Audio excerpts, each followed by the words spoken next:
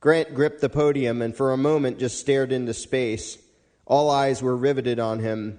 Then he stepped around the podium and walked up to the very edge of the stage. Betsy saw the cameramen far back in the room suddenly adjust their cameras to follow Grant. She glanced back at him, confused, knowing he couldn't possibly read the teleprompter from there. What was he doing? He folded his hands in front of him, straightened his posture, and lifted his head. I lied to get elected. There was no shame or apology in his tone of voice. A murmur began in the room, and for a moment Grant said nothing more. Betsy had been all ready to hear that finely polished inaugural speech, and this certainly wasn't it. Of course, Grant continued, holding up his hand to silence the crowd, lying to get elected doesn't make me any different from anyone else who has acquired a position of power in this government. Betsy scanned the faces of the congressmen, many of whom were now whispering among themselves. There were some looks of anger, some of nervousness, and some of complete bafflement. The words he was saying did not compute. It didn't sound like a joke, nor did it sound like a confession. What was Grant doing? I didn't come here to talk to these crooks, Grant said with a dismissive wave of his hand toward the hundreds of senators and representatives before him. Then he pointed up toward the TV cameras and civilian spectators in the back of the room. I came here with a message for you. At this, there was much clamor and movement among the congressmen, but given the situation, it seemed that none of them dared to stand up or openly protest. All politicians lie, Grant continued. You know that. But there is something very different about me and something very different about today. He paused again for a moment, scanning the faces before him. You see, every other politician lies and promises to take care of you and fight for you and give you goodies in order to trick you into giving him power. But despite the noble intentions they put on for show, all politicians have only one goal, to be the ones holding the reins of this control machine. Betsy didn't dare to believe what she was hearing. Was this really happening? Grant was always good at using attention-grabbing tricks, but this didn't seem like a trick. He spoke now, not in the usual pompous, elitist politician tone, but like a man who meant what he was saying. Well, not me, he continued. Unlike everyone else who holds high office here, I didn't climb my way here with all the usual lies, empty promises, backroom deals, and other scheming in order to acquire power for myself. For a moment, Betsy thought maybe he would segue into a sermon about honest government, but then he went on. No, I didn't come here to seize the power for myself. I came here to destroy it. At this, the entire room broke into a murmur. Shut up, came Grant's booming but controlled voice, and the noise level in the room dropped to almost nothing. I have a few things to tell you that you probably aren't going to want to hear. Shut up and listen. A brief giggle involuntarily burst out of Betsy's mouth. This was unbelievable. Not exactly presidential, she thought, but she was starting to enjoy herself. 14 years ago, the president continued, a friend of mine bet me $2 million that I couldn't become a U.S. senator. And when this guy bet $2 million, he meant it. We had always talked about whether it was possible to infiltrate this little tyrannical club called the United States government and strangle the abomination from the inside. He said it wasn't. I said it was. 5 years later, I was a state senator in Pennsylvania running for United States Congress. He paused and looked down at his feet. That's when I heard that my friend had been murdered. He paused again. You see, my friend was fighting tyranny from the outside, which is a dangerous thing to do. He was using his connections and his money to expose the political crooks of this town for what they are. Needless to say, the control freaks here didn't take kindly to that. So the FBI made up a false charge, and when they went to get my friend, he wouldn't surrender, so they killed him. His expression was determined and unflinching. It didn't make the news. After that, I kept going with the bet, not for the money anymore, but for my friend. I swore to myself, even if it took the patience of Job, that I would get so deep into the beast that I could reach its heart. And here I am. He held his arms wide, and the murmur began again. This time he ignored it. To get right to the point, he went on, letting his arms drop to his sides, this thing you call government, this God that you pray to solve all the problems in your life, this pretended protector and savior, this stinking heap of anti-human oppression that you so eagerly subjugate yourselves to. If anything was ever the epitome of pure evil, this is it. Trouble is, most of you are too stupid to see it. You still worship it, pay tribute to it, and allow it to chain you, shackle you, control you, and monitor you. Instead of thinking for yourselves, you're constantly clamoring for some new leader to save and protect you. Your cowardice and irresponsibility built this monster. It commands and you obey like good little slaves.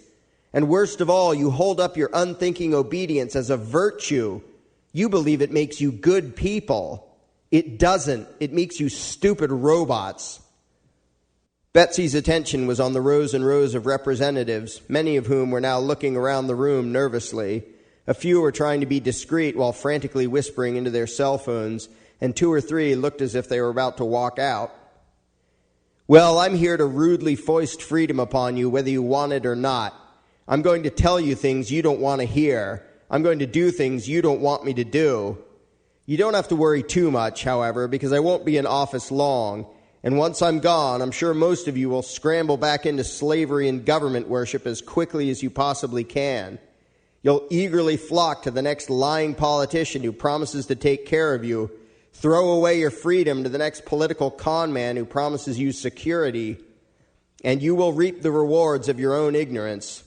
I can't save you from your addiction to subservience, and I don't intend to try. But there are some of us, however few, who actually want freedom, who would rather face an uncertain world as responsible adults than live as slaves in a cage. And now we're going to do it. As for the rest of you, all you have to do is stay out of our way. If you insist on putting shackles on yourselves, be my guest, but you will no longer put them on those of us who choose to be free. Now it's time for a little irony. You believe that by pushing buttons in voting booths, you give certain people the right to rule you. In reality, I have no more right to rule any of you now than I did yesterday. I'm still only human. Yet, for some reason, you accept it as undeniable gospel that governments have the right to rule you, that the Constitution gives moral permission for these liars and thieves to meddle in your lives, he said, gesturing at the congressman sitting in front of him. You accept that they own you and have the right to take what you produce, to tell you what you may and may not do, and to tell you what you must do. You refuse to see the truth, that neither constitutions nor voting booths nor legislative rituals can give anyone the right to rule you. You own yourselves, but most of you don't even want to. You feel more comfortable being the property of politicians. Well, now I'm going to use your blind faith in this enslavement system against you. From the expression she saw in the crowd, Betsy knew that at that point, many of the politicians there would have loved nothing more than to forcibly drag Grant off the stage. And if he was anyone other than the President of the United States, they probably would have done it. As newly elected chief executive officer of this bizarre power cult, Grant went on, my first act will be to sign these pieces of paper. He walked over to the lectern, leaned down behind it, and brought out a bunch of papers and held them above his head. By the power vested in me by your insane belief in authority, he said, setting the papers on the lectern and writing on them, I am hereby firing every employee of the IRS, the ATF, the DEA, the TSA, the CIA, the NSA, the ICE, most of the FBI, and a bunch of other federal agencies, some of which you've never even heard of. These executive orders are all perfectly legal for those of you who believe in that sort of thing. A confused murmur arose again in the crowd. Some faces were openly angry, many were confused, but Betsy noticed with some surprise one elderly congressman grinning widely. While we're at it, he continued, leaning down and hoisting a huge box from behind the lectern, letting it slam onto the floor in front of him. Here are 1 million or so presidential pardons for all those now in federal prison for tax crimes or on drug charges or weapons charges. Basically, anyone who's been locked up for a victimless crime, which includes most federal inmates. I'll be signing all of these in the coming days. The murmur rose to a dull roar. Shut up, Grant boomed. I'm not finished. Jessica sat in stunned silence as the fading lamplight lit the other 5 shining, sweaty faces around the damp cellar. All eyes were wide, mouths open, as the small group listened to the new president addressing the nation. It's pathetic how you people still imagine this to be a free country. The voice was slightly distorted and accompanied by significant white noise, but was easy enough to understand. There's hardly a single thing or activity left in this country that the parasites haven't gotten their tentacles into. You can't lift a finger without government permission, without them taking a cut.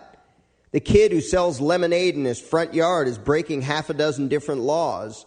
You can't produce anything, sell anything, trade anything, or build anything without paying fee after fee, jumping through hoop after hoop, filling out this form and that form, getting this license and that permit, going through all the inspections, groveling before regulators, and then hoping that whatever moronic bureaucrat you end up with decides to give you his holy permission to do what you had the God-given right to do to begin with. And you call yourselves free? God, is this for real? Doug whispered and was instantly shushed by everyone else in the room. USA, we're number 1, came the voice from the radio in an obviously mocking tone. Hooray for the pathetic, washed-up, hypocritical, falling-apart slave state that is the United States of America. Exactly what is it about this sheep pasture that you think is still worth celebrating? What the hell do you think that flag represents anymore? What the hell are you proud of? Proud to live in the country with the most intrusive, obnoxious, abusive tax collectors in the world? Proud to live in a country that has a higher percentage of people in prison than any other country in the world? Proud to be ruled by a government that has started and perpetuated more military conflicts in more areas of the world than any other in history? Proud to live in a country where the politicians and bankers have seen to it that you, your children, and your children's children will forever be their indentured servants, to be forever herded and fleeced like sheep? Proud to live in a country where the biggest slime balls on the planet tell you what you can eat, what you can drink, what you can drive, what you can build, where you can work, what you can produce, and what you can think? Did you know about this, David? Asked Jason. No, of course not. Be quiet, came the response. The radio voice went on. When July 4th rolls around and you're all swigging your beer and waving your flags, does the fact that we are infinitely less free than we ever were under British rule ever make its way into what's left of your brains? Hooray, the land of the free, where half of what you earn gets swiped by politicians, where you fall for every crisis the liars in D.C. throw at you. They create problem after problem: war, recession, terrorism, poverty, crime, disease, environmental disaster. And you are such well-trained sheep that time and time again you demand your own enslavement as the solution. 200 years ago, Benjamin Franklin told you that those who would choose temporary security over essential liberty deserved neither. Well, you did, and now you have neither, and it's just what you deserve. You look to the biggest crooks in the world to be your all-powerful saviors, and now you are paying the price. I know firsthand how easy you are to deceive and manipulate. You elected me because I pitched the same lies all the parasites in this town do, only I did it more convincingly and with a slightly slicker presentation. I promised to save you from the economic depression that the government caused. I promised to save you from the wars that the government caused. I promised to save you from the crime that the government caused. I promised to save you from the terrorism that the government caused. I promised you, if you would just accept me as your master and give me control of your lives, that I would save you from all the scary things that you could imagine, real or made up. I used the same lies and deceptions that every politician does. I just did it a little better than the others this time. And while I was duping you, I was also convincing the powers that be, the people who run this whole show behind the scenes, that I would make a good stooge for them, that I would be a good puppet and dance to their tune. Otherwise, I never would have even been on the ballot. You voted for me because it comforts you to have someone tell you that if you'll only bow to him and give him unlimited power, he will make all your problems go away. That is the lie you always fall for, that if you just find the right leader, he can make the world a safe, happy place. But that's never their intention, and that's never what they do. They make the world a scary, dangerous place to ensure that you will forever remain dependent upon them and their so-called solutions. And you keep applauding them as they commit the worst of atrocities based on what they say are the best of motives. And what about you, my fellow Americans? What are your motives? You pretend that the things you ask of government, you ask from the best of intentions. You only want to feed the poor, to protect the innocent, to punish the wicked. Or so you say.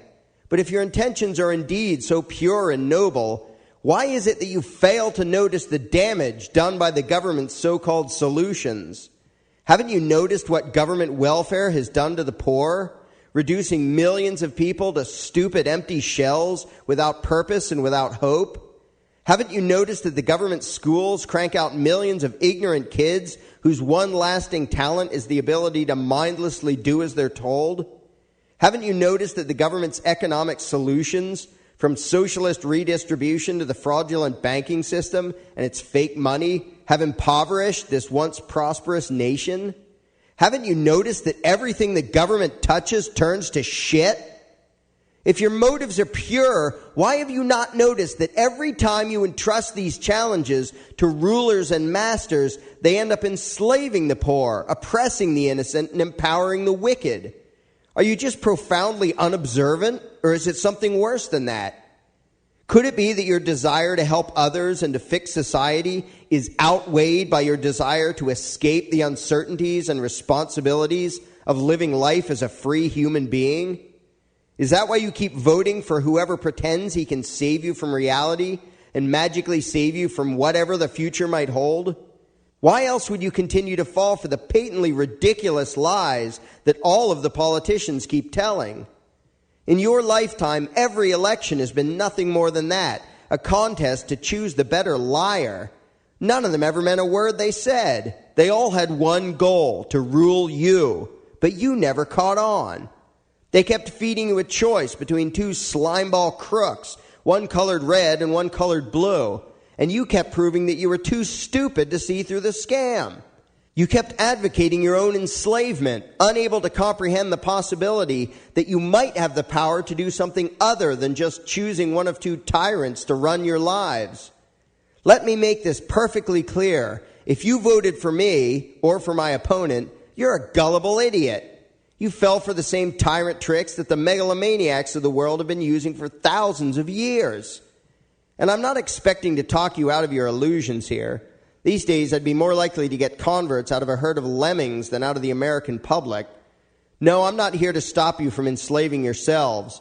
I'm here to stop you from enslaving that minuscule minority of Americans who still understand what freedom is and who still yearn for it. Amazingly, despite the constant authoritarian indoctrination cranked out by the so-called education system and the media in this country, there are still a few people here who value freedom. You've heard of them. They're the people you love to despise and insult. They're the kooks, the extremists, the people who won't get with the program or go with the flow. They're the black sheep whom you look upon with scorn for wanting to step out of the shearing line. They don't fit in. They're the lunatic fringe. They're not like you. No, they're not like you. They dare to state the truth. You don't. They can think, and you can't. Every inch of progress in history has been their doing, and they've had to constantly fight upstream against all the insults, condemnation, and outright violence which the dull-witted majority made up of people like you has thrown at them. They ended slavery while people like you sat idle.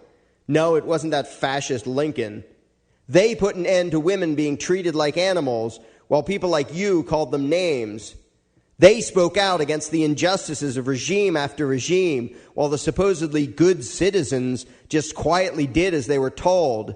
They resisted the warmongering of this country and countless others, while people like you either condoned or turned a blind eye to mass murder. They put themselves in harm's way for the sake of truth and justice, while people like you quietly avoided making waves. No, they are not like you, those extremists and radicals. They have taken on the responsibility of being human beings, while you have remained content to be stupid animals. In the dimness of the cellar, all eyes had been glued to the radio, as if there was something to see there. Jessica glanced over at David. His head was bowed and his eyes were closed, a smile on his face and tears rolling down his cheeks. For the first time in what seemed like forever, she felt a twinge of hope. Jason had just heard the President of the United States fire him and every other ATF agent. Did this mean they might get out of there alive after all? He tried to picture the other agents out there. How were they reacting to this? Would they all just give up and go away? Or were some of them too juiced up and bent on revenge to accept the president's order? He wasn't ready to believe that it was safe to come out of hiding, but just then, the possibility that he might live to take Jessica out for lunch or a movie seemed overwhelmingly wonderful. Just minutes before, he hadn't dared to hope for even such a simple thing, but he also hardly dared to believe what he heard coming out of that old radio on its cinderblock stand. You glorify people such as Thomas Jefferson and George Washington, Benjamin Franklin and Patrick Henry, the voice on the radio continued. But have you ever read a word they said? They were all too authoritarian for my liking, but by today's standards, they were anti-government extremist terrorists. They advocated breaking the law. They said that when a government infringes on the rights of the individual, the people have a right and a duty to do whatever it takes, even if it means bloody revolution, to get rid of that government. Would anyone like to claim that the government we now have is a protector, not a violator of individual rights? The founders taught how important it is for the people to remain armed and to always retain the ability to forcibly overthrow the government if it becomes oppressive. Those kooks, wackos, and extremists that we call our founding fathers committed treason, advocating violent, illegal resistance against their own government, the British Crown. And over what? A few puny little excise taxes on tea and pieces of paper. And what have you done with the country they gave you? Today, you tolerate a level of oppression and intrusion far beyond King George's wildest dreams. Yet you cannot even imagine engaging in passive resistance, much less forcible revolution, in defense of your own freedom. The bravest thing you'll ever do is walk into a booth every few years where no one can see you and press a button to say which of two slave masters you'd rather be owned by. And when some radical does suggest that it's time to grow a spine and resist this heinous empire, you all rush to be the first to condemn that person. Like well-trained slaves, you take pride in your subservience and obedience while despising those few who have the will to try to escape the plantation, or worse yet, to overthrow the master. If the founders could see you today, they'd be ashamed of you for the opportunity you threw away, the freedom they won for you, which you have so thoroughly squandered. Samuel Adams might as well have been talking to all of you when he said, "If ye love wealth better than liberty, the tranquility of servitude than the animating contest of freedom, go from us in peace. We ask not your counsels or arms. Crouch down and lick the hands which feed you. May your chain sit lightly upon you, and may posterity forget that ye were our countrymen." Jason looked around the room. In the dim lantern light, he saw alert, attentive expressions on all of the faces around him. "Land of the free and home of the brave," came the voice from the radio. "Hardly. You are a nation of enslaved cowards, afraid to act, afraid even to think. You keep telling yourselves that you, the American people, are independent, strong, brave, and free. You are none of the above. Again, I don't expect one speech to change your narrow minds, but before you put your heads back in your rear ends, before you switch the channel to some inane trash approved by the Ministry of Truth, guaranteed to keep you distracted and stupid, I have something to say, and you had better listen close." It still didn't seem real to Jason, that tinny little sound of that radio, compared to the larger-than-life devastation, death, and destruction he had seen firsthand. It couldn't be real. "Some of us still love freedom," the president said. "Some of us believe that every person belongs to himself. We don't belong to your stupid collective or to your crooked politicians, and we don't need your permission or legislation from your masters to be free. We don't care what you think. We don't care what this bunch of dishonest jackasses sitting in front of me thinks." It suddenly occurred to Jason that this rant was happening right in front of Congress, and he tried in vain to imagine how they were reacting to all of this. We feel no need to refute the government worship that you imagine to be learned opinions, the president continued. We're done asking you to let us be free. I'm here to tell you we will be free. And if you want to parrot back the rhetoric you've been fed all your lives about how society can't exist without rulers, about how there would be death, destruction, and mayhem if no one was controlling all of us, you go right ahead. Predict doom and gloom until you're blue in the face. Tell us it can't be done all you'd like. And if time proves you right, you can feel smug in your little cages while you say, told you so. Or if time proves us right, as it will, you can watch the second great American experiment from a safe distance and see what humanity could be without masters and slaves and the false gods you now bow to. Jason's mind was still a bit on the defensive, suspiciously watching out for the types of cunning propaganda designed to justify lawlessness, the types of rhetoric used by cult leaders to dupe the ignorant. While this renegade president was probably saving Jason's life, that didn't mean he had to agree with him. He felt as if he was floundering in a sea of unfamiliar ideas. Whenever he thought he'd found something solid to stand on, a wave came and washed it away. He'd lost count of the times since he'd been here that he thought one of David's ideas was ridiculous, only to discover, on closer examination, that it made a lot of sense. He'd heard Grant Collins speak before, and he always sounded good. Jason wasn't much into politics. He just knew that Collins was a big supporter of law enforcement. But Collins sounded different now. He didn't sound like a politician manipulating public opinion, but like a real man honestly expressing deeply held convictions. And as much as Jason resisted admitting it, even to himself, it felt like the truth. An honest, raw truth he had never heard spoken aloud before. You wave your flags and give lip service to freedom, but you wouldn't know freedom if it slapped you in the face. In fact, it did slap you in the face, and you called it a terrorist cult and demanded that it be stamped out. Do you see this symbol? You were told it's the insignia of a terrorist cult, and despite the fact that the truth was one book read away, most of you just believed what you were told. He's talking about your book, Doug said to David in an excited whisper. This symbol is nothing more than a way of expressing a very simple but profoundly important concept. I, the one displaying this symbol, understand that I own myself and that you own yourself. It's that simple. My life and everything I do with my life belongs to me, as yours does to you. We are free human beings, not domesticated animals. We do not acknowledge anyone's right to own us or to rule us, and likewise we claim no right to own or rule over anyone else. That's all it means. And contrary to what you were told, this image does not represent some monolithic cult where everyone believes the same thing about everything. It's about understanding one simple, basic truth of humanity on top of whatever else someone happens to believe. That it's wrong to start a fight. That it's wrong to be the one to first use force, even if you hide it under the label of government. And that simple belief can be held by all sorts of different people with all sorts of different viewpoints, from goth punks to hippie flower children, to conservative Christians, or to any average Joe, and to everyone in between. That's the reason for the many colors on the design. Freedom doesn't require us all to be the same. Instead, it allows us all to coexist peacefully without being the same. You don't have to agree with everyone else on everything. You don't have to like everyone else. I know I don't.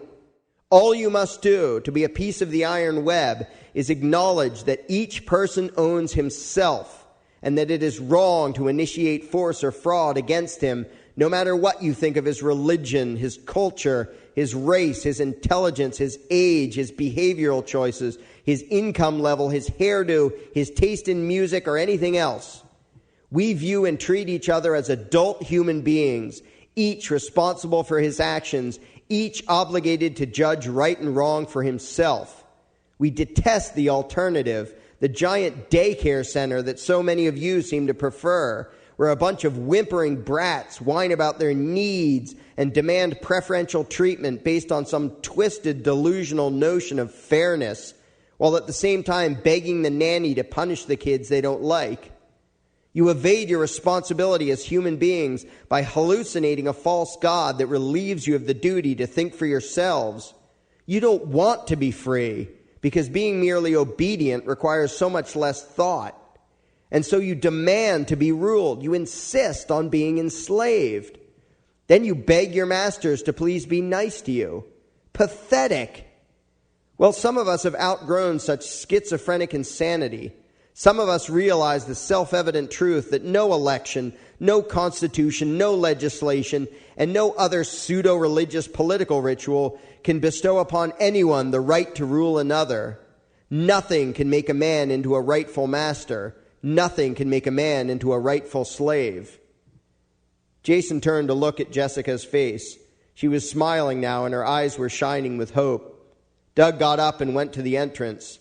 He went up a couple steps and pushed the debris away from the entrance hole. The sunlight of a clear day flooded through the gap, lighting up 6 dirty but hopeful faces. Using violence against someone who has committed no force or fraud is wrong, came the voice from the radio. What could be more self-evident than that? Some people call the concept libertarianism. I have another term for it, stating the bleeding obvious. It's wrong to start a fight.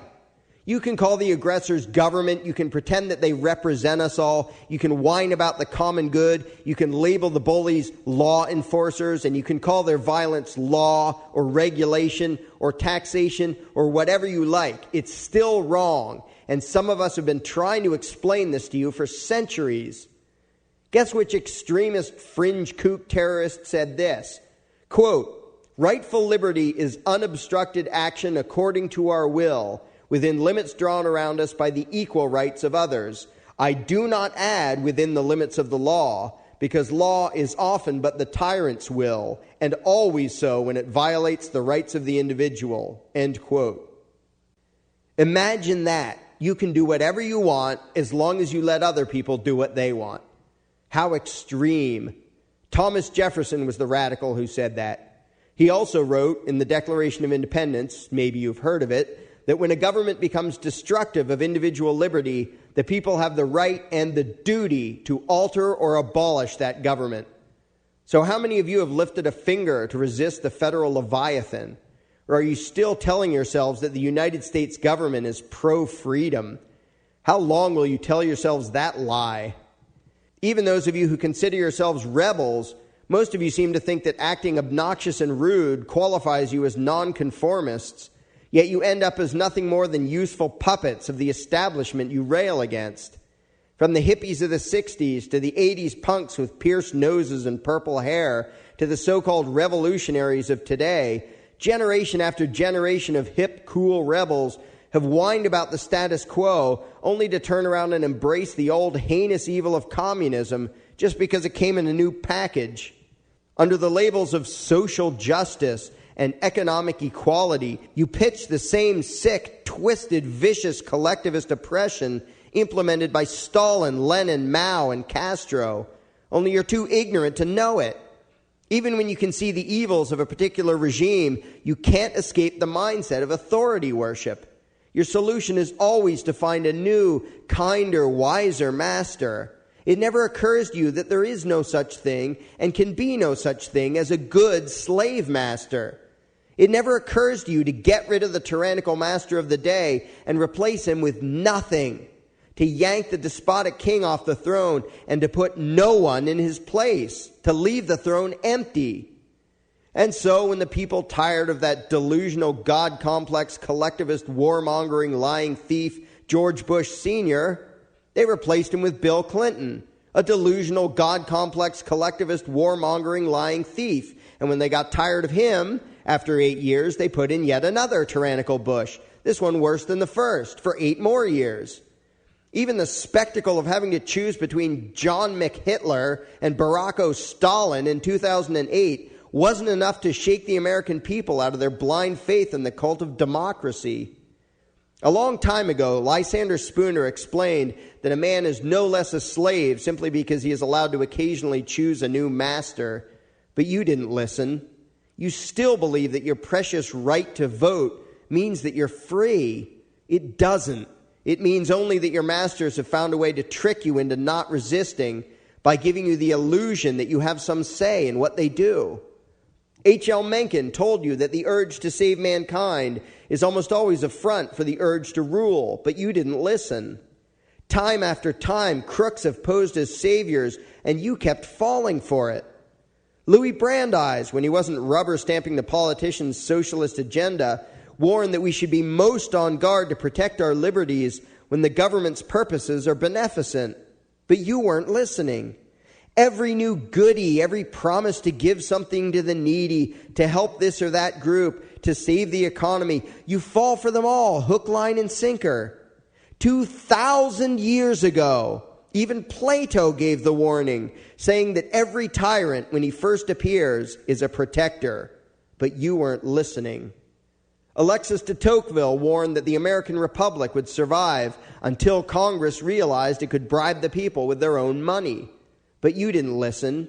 You still vote for whatever con man promises you the most pork, the best handouts, the most goodies, all of which are paid for with money he stole from you in the first place. Likewise, you weren't listening when Frederick Bastiat warned you that government is the great fiction through which everyone tries to live at the expense of everyone else.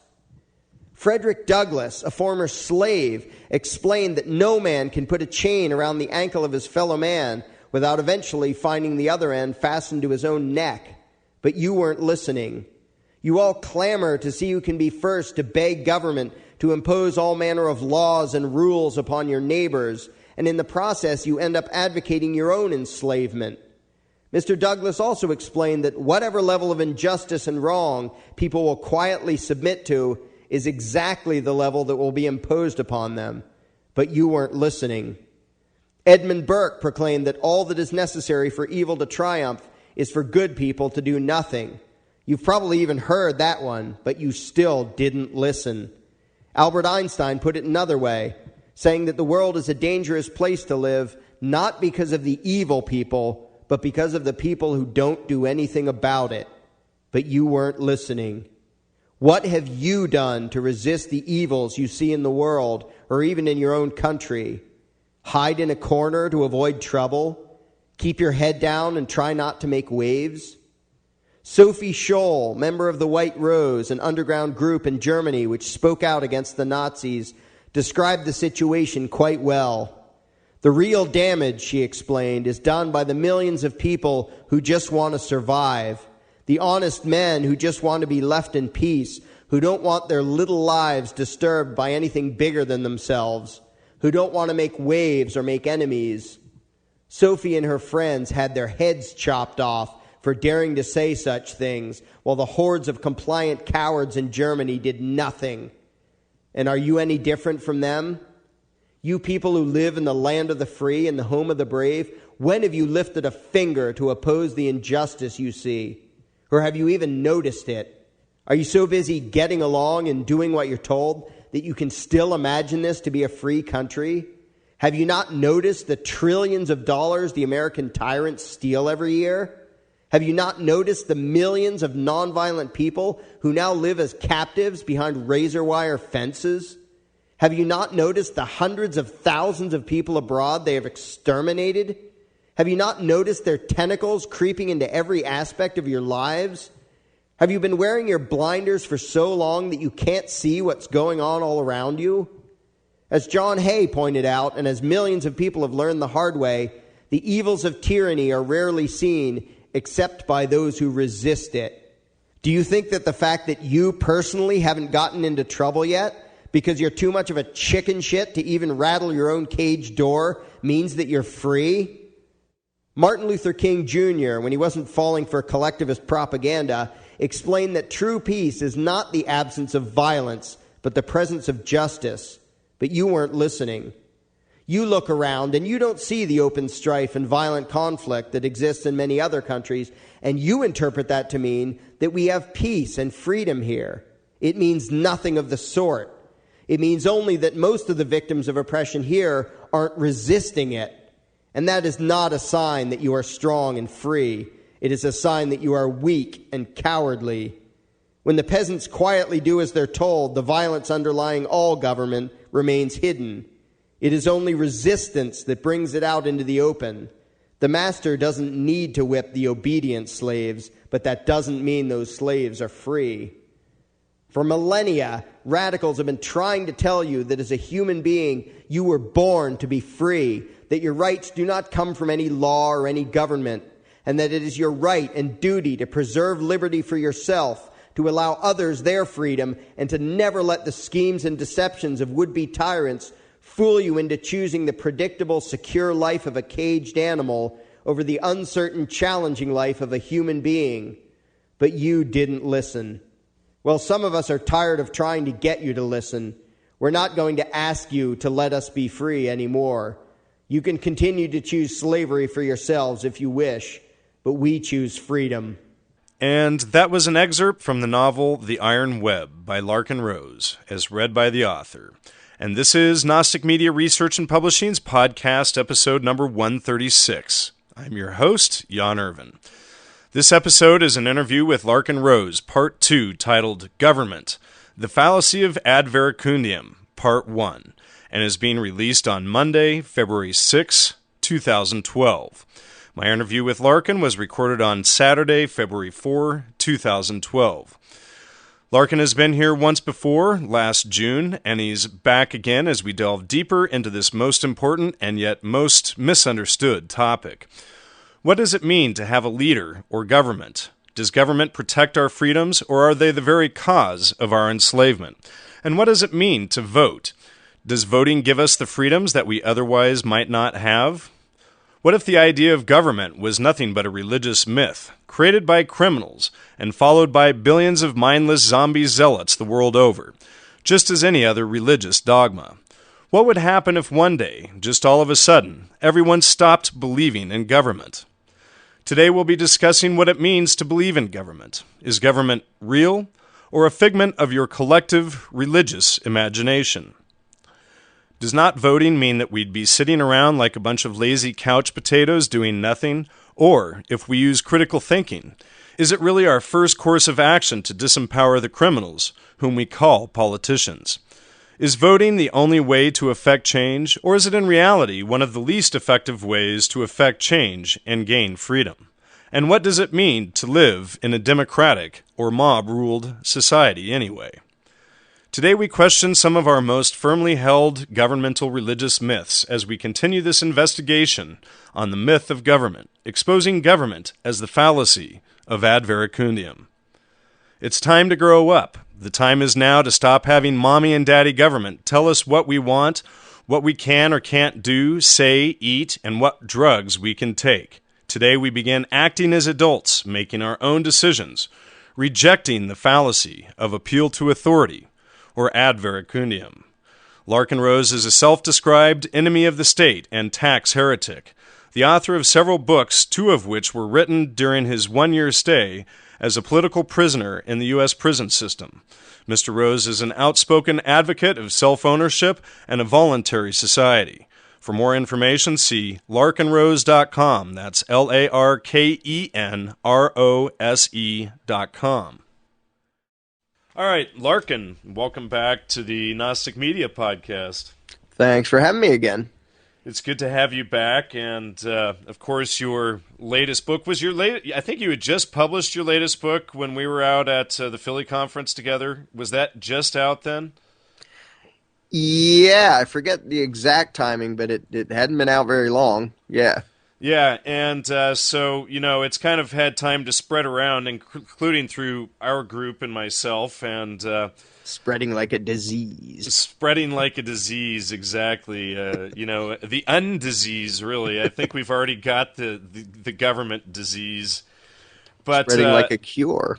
Oh, yeah. And it's actually kind of interesting to go through and read it. It's a lot of stuff that you know, but you really lay it out explicitly in this book, and of course your newest book is The Most Dangerous Superstition, and so I wanted to have you on to discuss mainly that, as I've finally gotten a chance to read a good chunk of it and scan the rest that I haven't read in detail yet, and I'm very impressed with it, and wanted to get you back on the show because I think it's a poignant issue, and there's a lot of propaganda going around that your work directly addresses.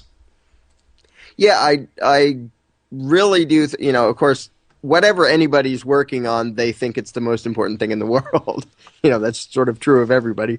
But I really think this particular issue, just the concept of authority, so much of the injustice and insanity and violence and horrible things going on stem directly from that. And it's very easy to demonstrate that they stem directly from that.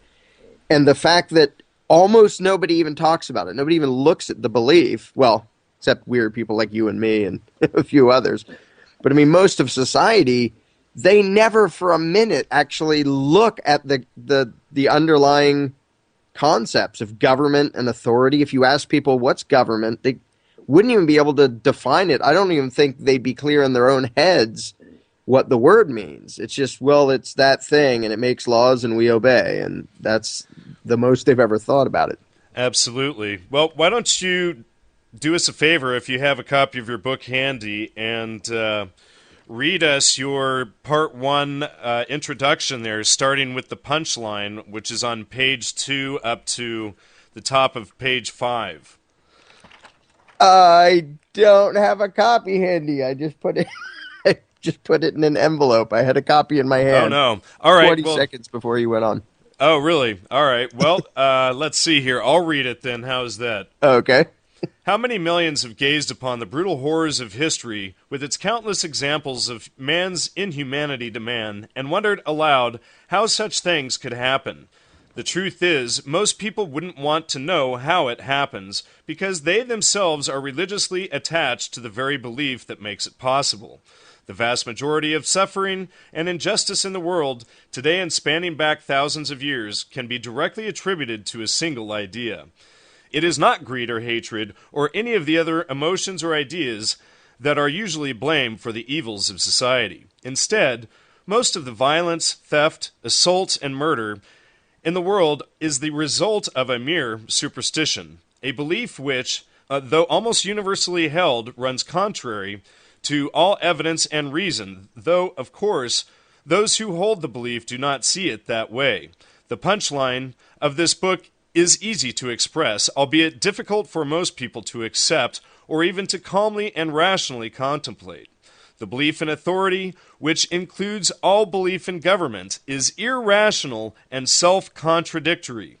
It is contrary to civilization and morality. It constitutes the most dangerous, destructive superstition that has ever existed.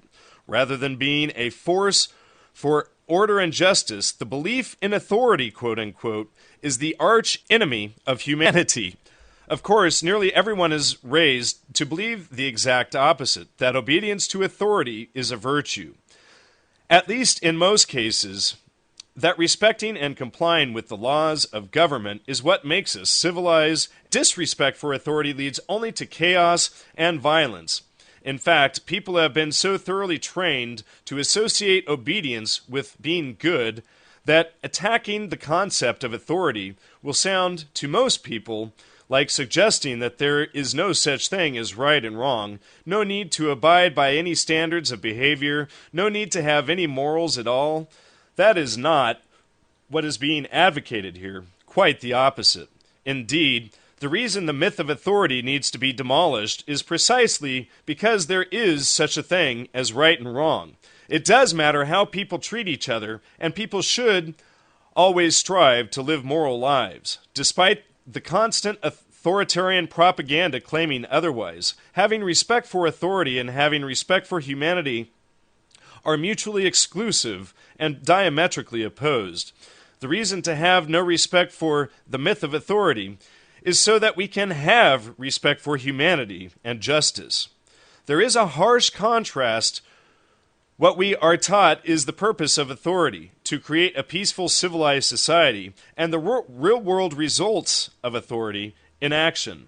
Flip through any history book and you will see that most of the injustice and destruction that has occurred throughout the world was not the result of people breaking the law, but rather the result of people obeying and enforcing the laws of various governments.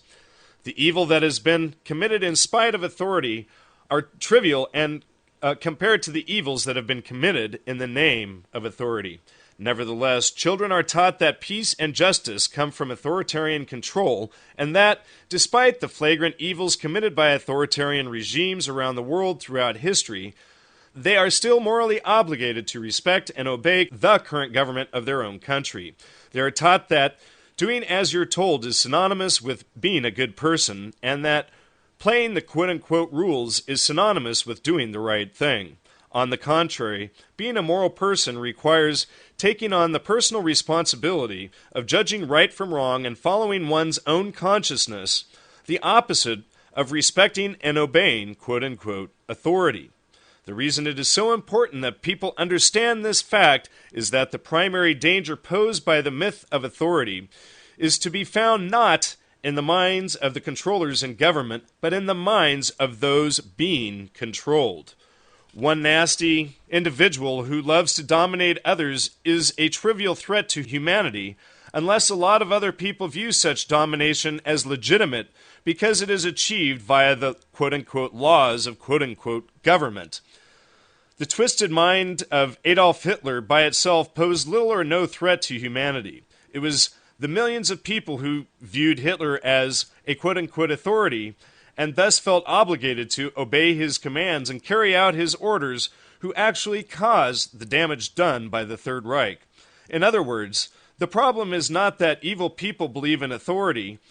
The problem is that basically good people believe in a quote-unquote authority and as a result end up advocating and even committing acts of aggression, injustice, and oppression, even murder. The average statist, one who believes in government, while lamenting all of the ways in which authority has been used as a tool for evil, even in his own country, will still insist that it is possible for government to be a force of good, and will still imagine that, quote-unquote, authority can and must provide the path to peace and justice. People falsely assume that many of the useful and legitimate things that benefit human society require the existence of quote-unquote government. It is good, for example, for people to organize for mutual defense, to work together to achieve common goals, to find ways to cooperate and get along peacefully, to come up with agreements and plans that better allow human beings to exist and thrive in a mutually beneficial and nonviolent state of civilization. But that is not what government, quote-unquote, is, despite the fact that governments, quote-unquote, always claim to be acting on behalf of the people and the common good. The truth is, government, by its very nature, is always in direct opposition to the interests of mankind. Quote-unquote, authority is not a noble idea that sometimes goes wrong, nor is it a basically valid concept that is sometimes corrupted. From top to bottom, from start to finish, the very concept of authority itself is anti-human and horribly destructive. And of course, I want to point out here really quick that the appeal to authority, the appeal to the concept of government, is the fallacy of Ad Verecundiam. So people should keep that in mind as we continue through the interview here with Larken. But just to finish up with the last two paragraphs here, of course, most people will find such an assertion hard to swallow. Isn't government an essential part of human society? Isn't it the mechanism by which civilization is made possible? Because it forces us imperfect humans to behave in an orderly, peaceful manner. Isn't the enacting of common rules and laws what allows us to get along, to settle disputes in a civil manner, and to trade and otherwise interact in a fair, nonviolent way? Haven't we always heard that if not by the quote-unquote rule of law and a common respect for quote-unquote authority, we would be no better off than a bunch of stupid, violent beasts living in a state of perpetual conflict and chaos? And boy, that sounds sure like something that the elite would want there. And yes, we have been told that, and no, none of it is true. But trying to disentangle our minds from age-old lies, trying to distill the truth out of a jungle of deeply entrenched falsehoods, can be exceedingly difficult, not to mention uncomfortable. That about sums it up. So, yeah, well, why don't you comment on that little phase there? Yeah, and actually, just on the very last part of that, the discomfort that people go through, I try to tell people, look, I didn't start where I am. I started as a good indoctrinated statist who believed in following the law and paying your taxes and obeying the government and law and order and yada yada yada.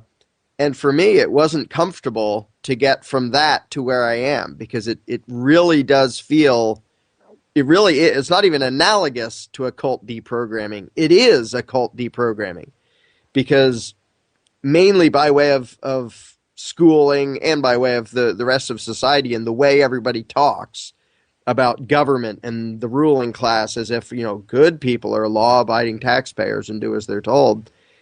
These ideas are hammered into kids' heads from as soon as they can speak the language. And even before they can speak the language. I pledge allegiance to the flag is one of the first things they beat into young children. Yep. And then you get to sit in the classroom, and it's obvious, you quickly learn that there are two drastically different categories of things that both look like human beings. There's the teacher who's in charge and can do whatever they want. And then there are the students who have to obey and are only allowed to do whatever the authority figure tells them to. And even though, like in school, nobody sits there and says, you have to do whatever we say and we're allowed to do whatever we want. But they learn by experience that, obviously that's the situation. If I go up to the front of the class and start talking about whatever I care about, it doesn't go well. The rules aren't the same for me as they are for the guy up there calling himself a teacher. And so they learn day after day, year after year, in their most formative years, that they are subjects of rulers who have the right to control their lives. And to overcome that just deep, constant indoctrination is really uncomfortable. To come to the realization that, wow, the whole format and template for life as I knew it through most of my life's experience was completely bogus and insane. And it goes from, whether it's parents or school teachers or, and then moving on to government as the new giant nanny in charge of you. For somebody who was actually, I was very obedient and proper in school, and I got pretty good grades, and I did as I was told. And you grew up in Bryn Athyn, of all places, so yeah, that's a pretty strictly controlled little town there. Yep. And to come to the realization, when you get rewarded for that, because in the authoritarian paradigm, you get rewarded if you blindly do as you're told, and you get punished if you don't. Never, if you have something that would be 1,000,000 times more worthwhile than sitting in that classroom hearing a lecture about something boring and stupid that you don't care about, and you wander off to go do something else, you get in big trouble. Constantly you get the message, if you do what you're told, you're good. You'll be rewarded. You'll get approval. Everybody will like you. If you disobey authority, you're bad. You'll be punished and bad. And that's why, on a short segue here, that's why it's important to have this God figure as well to, scare people. If you disagree with government, then, God is going to punish you. And so you should get in line, because, following government is the religious thing, the righteous thing to do. And the Bible says to follow government, to follow the authority.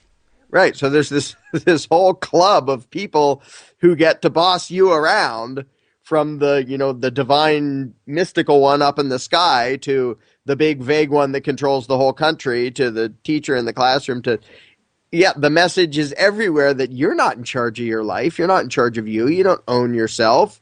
You're the property of these people. And if you want to be a good person, you obey them. And that's the measure of whether you're a good person.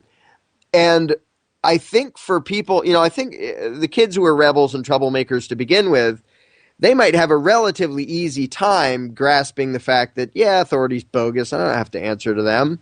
They don't own me. I'm not their property. I have the right to run my own life. But for those of us who were pretty darn obedient and good and quiet and went along, it was pretty uncomfortable to come to the realization that, wow, all those years I was rewarded for being a stupid robot. And like, it felt good to get rewarded and approval and get good grades. And now I realize, wow, all that approval just meant I was being a stupid robot. Just like when you reward a puppy for sitting or staying or doing anything else, it's because the reward is given for being obedient. Right. And now I look back at myself and, oh, great, I was a well-trained dog for many years. I'm not so proud of that anymore. But I finally got around to figuring out what exactly, was worth rebelling against and what the actual lie was. And to me, it's so ironic that a lot of the kids who were, troublemakers in school, and they smoked and they did this and that and the other thing while I was being, good and proper, they grew up to be completely indoctrinated citizens who now take pride in handing over what they earned to their masters. And Yeah. And it's so funny to me that, like, now... Well, I was one of the troublemakers, and I didn't end up that way. Right, so they don't all, so that's good.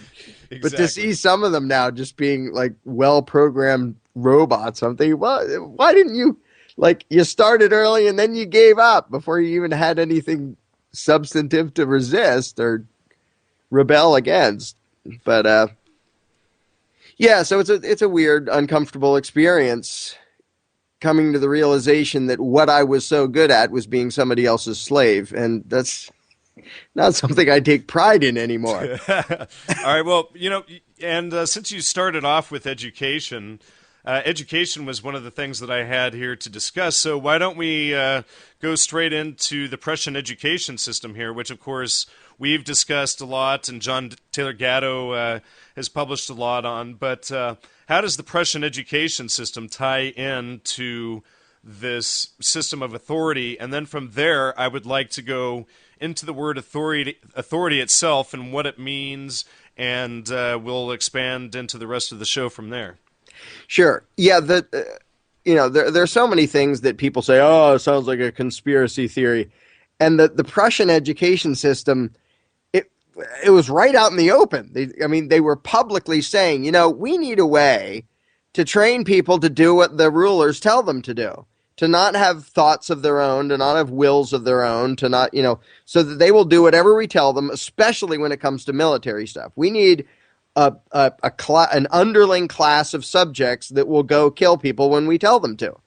So how do we do this? And they thought about it and they studied it and they came up with this system we have right now. The school system we have now is based on the Prussian system that was just openly and blatantly designed to make unthinking, easily controlled robots out of human beings. And they talked openly about it. And the Most Dangerous Superstition quotes from one of the architects of the system who said the goal... what was his name again? That was Fichte? Fichte, yeah, Johann Fichte. Right. And he said the purpose of this is to make it so that the student cannot will otherwise than what the masters want him to will. In other words, he has no will of his own. He wants whatever we want him to want. And it's hard to think of anything more evil than that. Even just killing a person, which is pretty darn evil, that's ending his life. But to say, I don't want you to even have any free will in your head. I want you to just want whatever I want. In other words, all the way be a robot, lose all of your individuality, all of your humanity, all of your ability to judge right from wrong. Just turn into a robot for me. And that was the openly stated purpose of the Prussian education system. And it works pretty well. It still works pretty well when we do it here right now. And it's the basis of American schooling and schooling throughout a lot of the world, in fact. And the fact, how many people know that was directly modeled after a system that was trying to make easily controlled, unthinking population of robots, basically?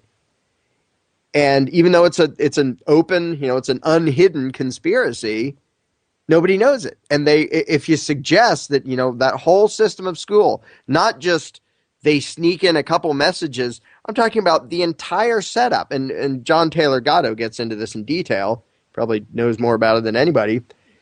the entire apparatus, the whole structure, the whole timing, the timing of you'll think about this for the next 40 minutes and then a bell will ring and then you'll go think about something else.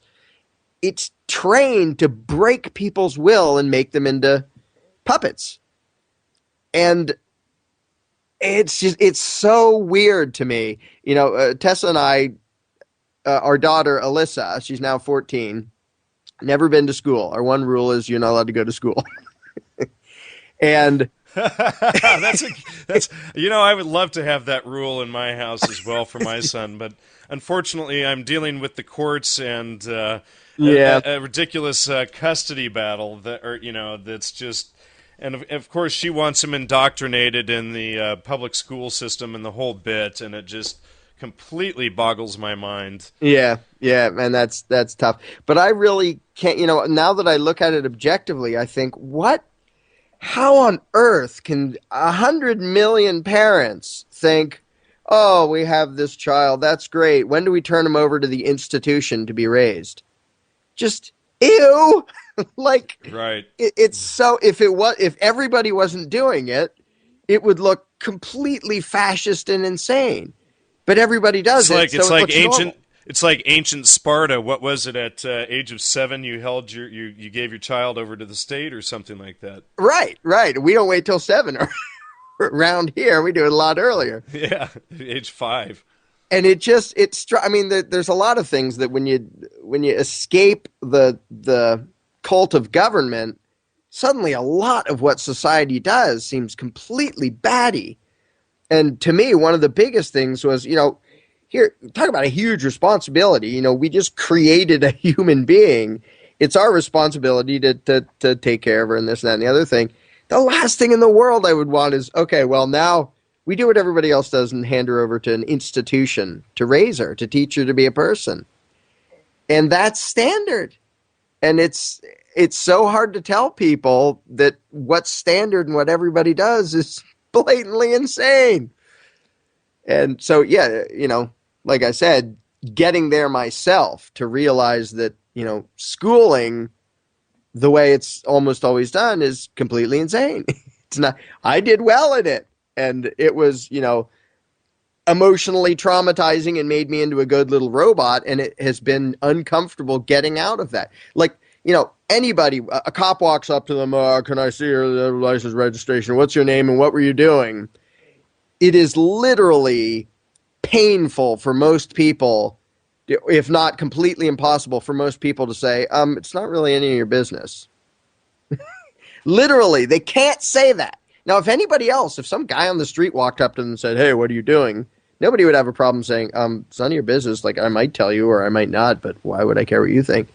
But the ability to not instantly do whatever authority tells you when you've had it bashed into your head for years and years that you're supposed to, that's really uncomfortable. And I, with my fun adventures with the IRS, for a long time, it was viscerally uncomfortable going against those wearing the label of authority. Like, I wanted their approval and I wanted them to agree, and because I had been trained to want to please authority. And it's taken years to overcome that. And I'm not sure I'm over it yet. Like, there are still little traces of that trained in attitude that you're supposed to bow to people who represent government, because they're not just human beings, they're agents of God. Why don't you read us what you've got there from page 44 to 45? If you don't have it, I just texted it back to you there in front of you. In fact, the belief in the legitimacy of a ruling class government leads nearly everyone to either condone or commit acts of evil without even realizing it. Having been convinced that authority is real and that by way of it, some human beings have acquired the moral right to initiate violence and commit acts of aggression against others by way of so-called laws, every Democrat, Republican voter, and everyone else who advocates government in any form is a proponent of violence and injustice. Of course, they do not see it that way because their belief in authority has warped and perverted their perception of reality. end quote. And a lot of the book goes into how the belief in authority, it goes through the different categories of people. The rulers, their enforcers, the people that get the laws enforced upon them, the spectators, just the people who are watching. It goes through step by step, showing how the belief in authority in all these different groups drastically warps the way people perceive reality, and as a result, it warps their behavior. It warps their choices and their decisions and what they do in a way that literally makes almost everybody an agent of evil. Whether you're talking about the guy with a badge who's putting somebody in a cage for having the wrong leaf, or just the person who votes and says, I support this guy, even though I know he's going to use the violence of quote-unquote tax collectors to steal my neighbor's money to pay for my kid to go to school. Or something like that. Let's talk about Ron Paul for a minute. And Clint Richardson in his Corporation Nation 3, Ron Paul and the Fed, goes into a lot of how via the CAFR information, how Ron Paul is either incompetent or a shill. But even Ron Paul's bill doesn't do anything except by consent to the Fed, and all it does in actuality is put a link up on the Fed's website to download the already existing annual audit that anybody can go on the Fed's website and use the search feature and download right now. But what I wanted to ask you is, from your angle of research, is, to me it seems clear either way, but is there any reason why people should be out voting for another authority like Ron Paul, which to me seems nothing but a dialectic to Obama? No, there isn't. Well, there's an indirect thing, which is I think that Ron Paul being out there has introduced a lot of people to ideas that eventually lead them to realize that the whole game of politics is bogus. But if they're out there protesting the Fed, and it's really the comprehensive annual financial reports and your local city, county, state, district, school boards, things like that, doing all of this, and they're out there protesting Wall Street and the Fed, then they're protesting a red herring, which doesn't even matter. Yeah. And what I say is, what I say to Ron Paul supporters is, let's suppose you get everything you wanted. Yay, by some miracle he wins the presidency, and by an even bigger miracle, Congress cares what he has to say and helps him do his agenda. What is the ultimate goal that you, the Ron Paul supporter, are trying to accomplish? Is it that you want the people in power to write down on paper that you're allowed to have a little bit more freedom? Whether it's, the Federal Reserve or income taxes or gun control or anything else, is it your final, ultimate, best wish in the world that your masters will give you permission to be a little bit freer? Is that it? Is that really what we should be going for? Because ultimately the message that spreads is it's up to the masters what we can do. Voting for Ron Paul, you're basically saying, I totally accept that my freedom can only exist if the politicians tell me it can. I'm only as free. Rather than just turning around and saying, you know what, I don't think the politicians can exist, and I'm going to take my autonomy and my freedom as my right to exist, period. Right. And if you look at, just as one simple example, let's say there are 10 million people who want to vote for Ron Paul. Let's get him in there. He'll do away with the IRS. He'll do away with the Fed. And I don't know how they think he's going to do that without the help of Congress. But let's pretend, they're there cheering. Come on, do away with this. Suppose those 10 million people, instead of, throwing all their time and money and enthusiasm into Ron Paul's campaign, suppose those 10 million people said, I know, let's not use fiat currency and let's not give the IRS any more money. What do you think the control freaks could do to 10 million people who just disobeyed? Who didn't even, you don't even need a revolution. We'll be over here not giving them money and not using their currency, and there are 10 million of us. Literally, the voters of Ron Paul could buy themselves and the IRS and the Fed if they weren't stuck in the mindset that politics and begging the masters for freedom is the only civilized recourse. If they just said, why are we trying to vote this guy in to tell the IRS they can't take our money. Why don't we tell the IRS they can't take our money? There's 10 million of us. What does it matter whether Ron Paul says it or not? What does it matter whether one guy in the White House says it or not? If 10 million of us say we're not using your currency and we're not giving you our money and, all the other scams you do, you can have fun, but we're not playing along. We're just going to ignore you. What does anybody imagine the powers that be could do about it? But people are so stuck in the mindset that even most Ron Paul supporters, they really deeply, profoundly, existentially want authority to give its permission to them to be free. And as long as that's the case, they will never be free because they're not even free inside their own heads. Can I have my freedom, mommy and daddy, please? Right, exactly. Or like a slave going to the slave master. Can I be free? Well, if you think it's his choice, first of all, he's never going to let you free. Second of all, you're never going to be free because you just admitted you belong to him. If you say it's his choice whether you can be free, you just acknowledge you're his property. And that's all of politics. It's saying, hey, ruling class, we acknowledge that we belong to you. Can we please have this or that or the other thing? Right. All right. So let's talk about, springboarding from that comment, let's talk about politicians and the God complex.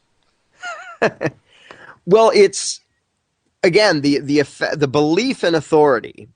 Because, when people say government's bad and government's this and government's that, and I often have to say, well, government is a fictional entity. The belief in government has all these nasty consequences.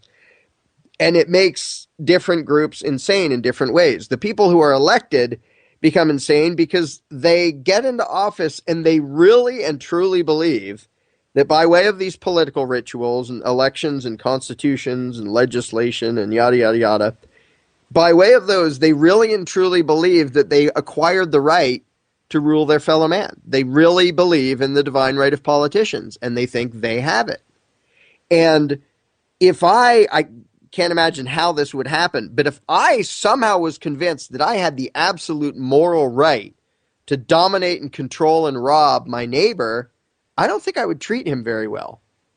And the reason politicians are corrupt, lying, crooked, power-happy psychos is because they're told you're supposed to be a corrupt, power-happy psycho. You have the right to be a power-happy psycho. And if anybody disobeys you, breaks your quote-unquote laws, he deserves to be crushed and caged and extorted and everything else. So you can't, if you convince somebody that they have the right to rule, and that's, every politician who wins the election thinks, oh, great, now I have the right to control my fellow man.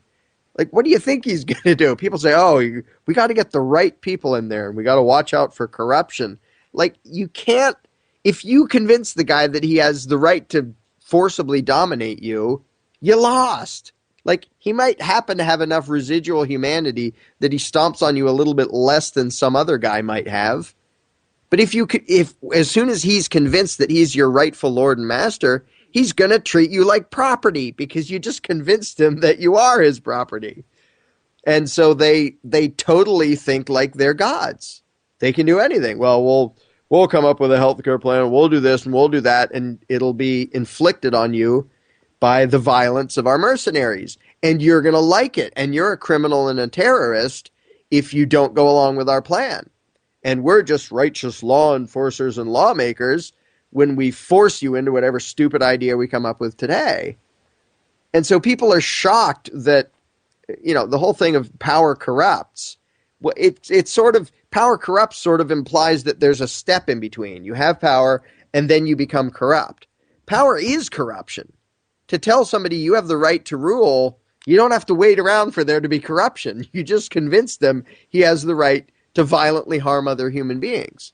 And every politician very reliably acts accordingly by robbing and threatening his fellow man and thinking he has the right to do it. And what's really sad is most of his victims think he has the right to do it too and go along with it. And all they can think to do is beg him to change his commands a little bit.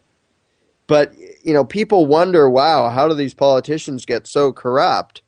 You just said they were a god. You gave them the authority by voting for them and empowering them, at least in their delusional minds, by giving something to them that, as you point out, you didn't have the right or authority or ability to give them in the first place. Right, exactly. I mean, imagine somebody who's, plantation owner, has a kid grows up, and all his life he knows that there's this class of people who call him master and do whatever he says and treats him like a god. And he figures, well, that's the way it is. I guess I am a god. I ask, at least to these people, to the people who look like me, I seem to be an equal. But to those other people who are darker, I'm a god and they have to do what I say. That is not just destructive to the slaves. It is destructive to the slave master. It destroys all of the humanity of everybody involved for everyone to play a game that actually legitimizes the insane notion that one human being can own another. And the belief in government is just the belief in slavery with a few more decorations on top.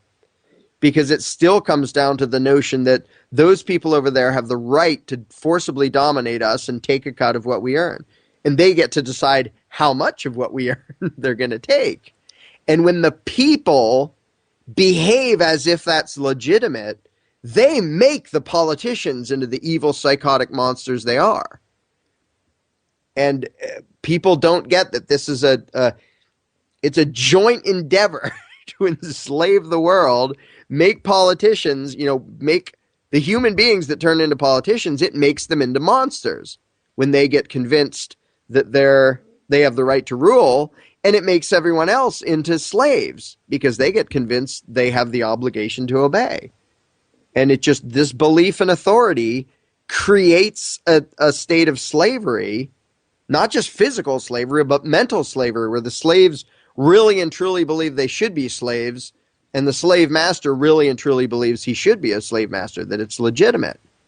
And it just, what could possibly be more destructive to humanity and morality than teaching people that those people have the right to hurt and rob you, and you have the obligation to put up with it. Like you're going to have a good society of non-violent, mutually beneficial anything in a state where people think enslavement and extortion is a good thing.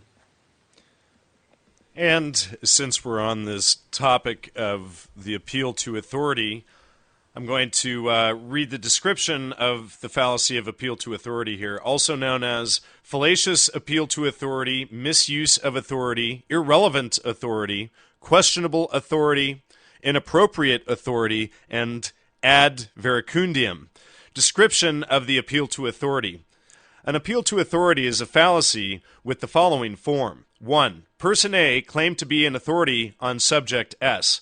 Person A makes claim C about subject S. Therefore, claim C is true. This fallacy is committed when the person in question is not a legitimate authority on the subject. More formally, if person A is not qualified to make reliable claims on subject S, then the argument will be fallacious. This sort of reasoning is fallacious when the person in question is not an expert, or in this case, he's a member of government just posing as an authority. And in such cases, the reasoning is flawed because the fact that an unqualified person makes a claim does not provide any justification for the claim. The claim should be true, but the fact that an unqualified person made the claim does not provide any rational reason to accept the claim as true. When a person falls prey to this fallacy, they are accepting a claim as true without there being adequate evidence to do so. More specifically, the person is accepting the claim because they erroneously believe the person making the claim is a legitimate expert and hence that the claim is reasonable to accept. Since people have a tendency to believe in authorities, and there are in fact good reasons to accept some made by authorities, this fallacy is a fairly common one. And, to that caveat there that I'm reading, I should point out that people should use a systematic method of verifying any authority that they take in as well. You shouldn't, just because somebody is an authority, you shouldn't accept it carte blanche. You should still use your own five senses and fact check that person's claim. But you can say, here's what authority on this topic, Larken Rose, who writes about the fallacy of government authority, here's what Larken says on this topic. He's an authority on it. And since this sort of reasoning is fallacious only when the person is not a legitimate authority in a particular context, it is not necessary to provide some standards of assessment. The following standards are widely accepted. And, so these are just a few claims here that we can look at on the appeal to authority that do get accepted. 1. Person A has sufficient expertise in the subject matter in question. Claims made by a person who lacks the needed degree or expertise to make a reliable claim will obviously not be supported. In contrast, claims made by a person with the needed degree of expertise will be supported by the person's reliability in that area. So if the person is, providing primary citations for what his claims are and clear logic and understanding and reason, then you have reason to accept that authority. But if they're not, then you don't accept it.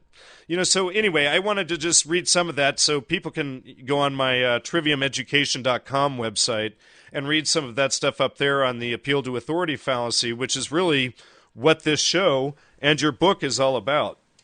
Yeah, and there's sort of two levels. There's sort of two meanings of authority, and they're a little bit interrelated.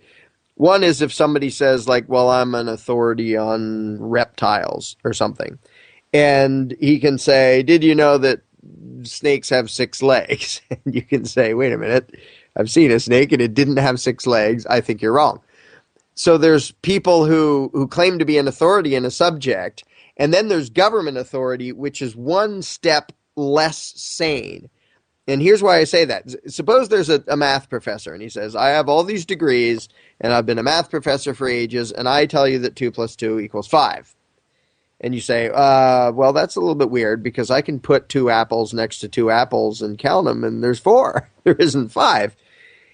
Imagine, and the most dangerous superstition uses this example. Imagine a professor so insane that he says, well, it was 4 before, but because I'm the authority on math, I hereby make it so that from now on 2 + 2 is 5.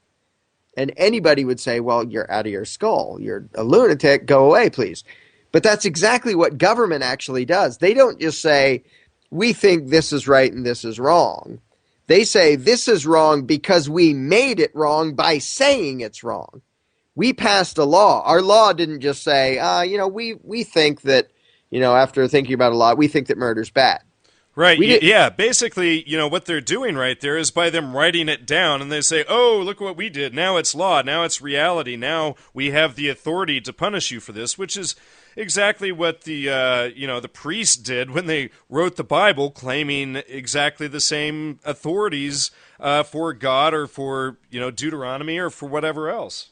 Right, that we can actually make up right and wrong. It's not just we're trying to figure it out like everybody's trying to figure it out, but we can make it up. And by writing it down, it suddenly becomes divine right, is really the essence of it. Right. Like, so everybody is out there thinking stealing's bad. Well, we just wrote down that we're allowed to steal from you, so suddenly it's good. In fact, you trying not to get robbed is now bad because we made it bad. Well, it's not stealing because you just changed the name to taxes. Taxation. Yeah, it's called something different, and now we call it a crime and tax evasion for you to try to not get robbed. So we altered morality by writing down on paper some words. And that is just, it's so much more insane than even, authorities who claim to be an expert in this or that or the other thing, because at least they don't pretend to be able to alter the universe by decree. But every politician, every time they enact a piece of legislation, is pretending exactly that. They're pretending that they can alter objective right and wrong by writing words on paper because they're gods. And gods can do that sort of thing. Mortals can't. But since we had all these fun pseudo-religious political cult rituals, they somehow acquired the right to do this, and we have to obey them. And it's so loony when you get away from the indoctrination and look back on it, but it seems so reasonable when all you ever hear is other people echoing and repeating the insanity that is politics and the belief in government and the whole game of legislation and all of that. It's based on some just completely nonsensical assumptions that you won't ever hear discussed in the mainstream media. Like, wait, how on earth did these people acquire the ability to alter morality, to make something bad into something good by writing it down? Like, that's so obviously, bizarrely idiotic to believe that. But everybody who believes in government has to believe that. Because if you believe in law and legislation and all the rituals, you have to believe that it's good today to drink alcohol, but if they have alcohol prohibition tomorrow, it will be bad. And if they repeal it the next day, it'll be good again. That morality actually comes from the politicians. And when you put it in those terms, people get all uncomfortable and they don't want to admit that that's what they actually believe, because if you describe it literally, it sounds as loony as it is. So, we need some form of yada yada, and they start making excuses for the belief system, but it all rests on a bunch of assumptions that don't make any sense. And one of the easiest ways to show it that I use a lot is the notion that somebody can delegate to somebody else a right he doesn't have. Like, I don't have a right to steal your money, but I'm going to give it to my buddy Chuck here. I'm going to give him the right to steal your money, and then he's going to give me something. That's okay, right? And everybody says, no, you can't do that. All right, if you can't do that, how did Congress get the right to do it? And people don't think about it. I mean, it's so simple. I mean, I often say that my job is not to explain the complexities on top of politics. It's to explain the things that are so idiotically simple on which all of politics rests. They're so idiotically simple that nobody ever thinks about them. They're skipped over. I mean, it's so weird the fields in which human thought has just, flown forward. We can put satellites in space and we can have computers and this and that and the other thing. But if you ask somebody, who gave the people in Congress the right to steal my money? They don't know. They've never thought about it. I mean, something as basic as, wait, if I can't steal, how come he can? And most people, what? just when it comes to philosophy and the nature of humanity, we've progressed like an inch in the last 10,000 years. We can make supercomputers, but we don't know how to think about what we are or about the basics of right and wrong or what those words even mean. And so we believe, we think that we're all progressive and learned, but when it comes to philosophy, human race is just pathetically immature. And you see that, it isn't just in this country. There's authoritarianism all over the world. Well, and the people have been intentionally dumbed down too, and we have to recognize that. And I very often quote Sir Thomas More from his Utopia Book 1, "For if you the rulers suffer your people to be ill-educated, and their manners to be corrupted from their infancy, and then punish them for those crimes to which their first education disposed them, then what else could be concluded from this, but that you first make thieves and outlaws, and then punish them?" Yeah, yep, exactly. I mean, obviously there is a huge, very intentional effort to make people this way, but it still, it stuns me. And it stuns me just as much looking back on the old me, the statist me. I look back 20 years and I think, what the heck could the me of today say to the me back then to make it pay attention, to make it consider the fact that the whole worldview was completely batty? Because when you're indoctrinated into it and everyone around you believes something completely batty, it doesn't feel batty. It feels like, well, of course this is true. Everybody knows it. I don't have to think about it. Everybody's stuck in a Skinner box, Right. I don't have to think about it. I don't have to question it. I look around and everybody else says it and everybody else believes it. It must be true. I mean, we wouldn't all believe something that wasn't true, would we? Well, yeah, we would, and we do. And coming out of that is really uncomfortable. And trying to tell people that basically their whole worldview is completely inside out and upside down and backwards. It's difficult because nobody wants to think that about themselves. I didn't when I was a statist. I didn't want to think that my whole view of humanity was based on some obviously bogus assumptions. And so people, nobody thinks, yeah, I'm the one who's clueless and delusional. Nobody thinks that about themselves. So trying to nicely... It's easier for them to judge people like us and use fallacies ad hominems against us than it is to sit down and actually look at the research, which might take them a few minutes or an hour or two, And as Edward Bernays said so eloquently on the first page of his book, Propaganda, from 1928, the conscious and intelligent manipulation of the organized habits and opinions of the masses is an important element in democratic society. And of course, he's using his own PR tactics to sell this. And of course, the elites, use this whole democratic society thing against us to control us as well.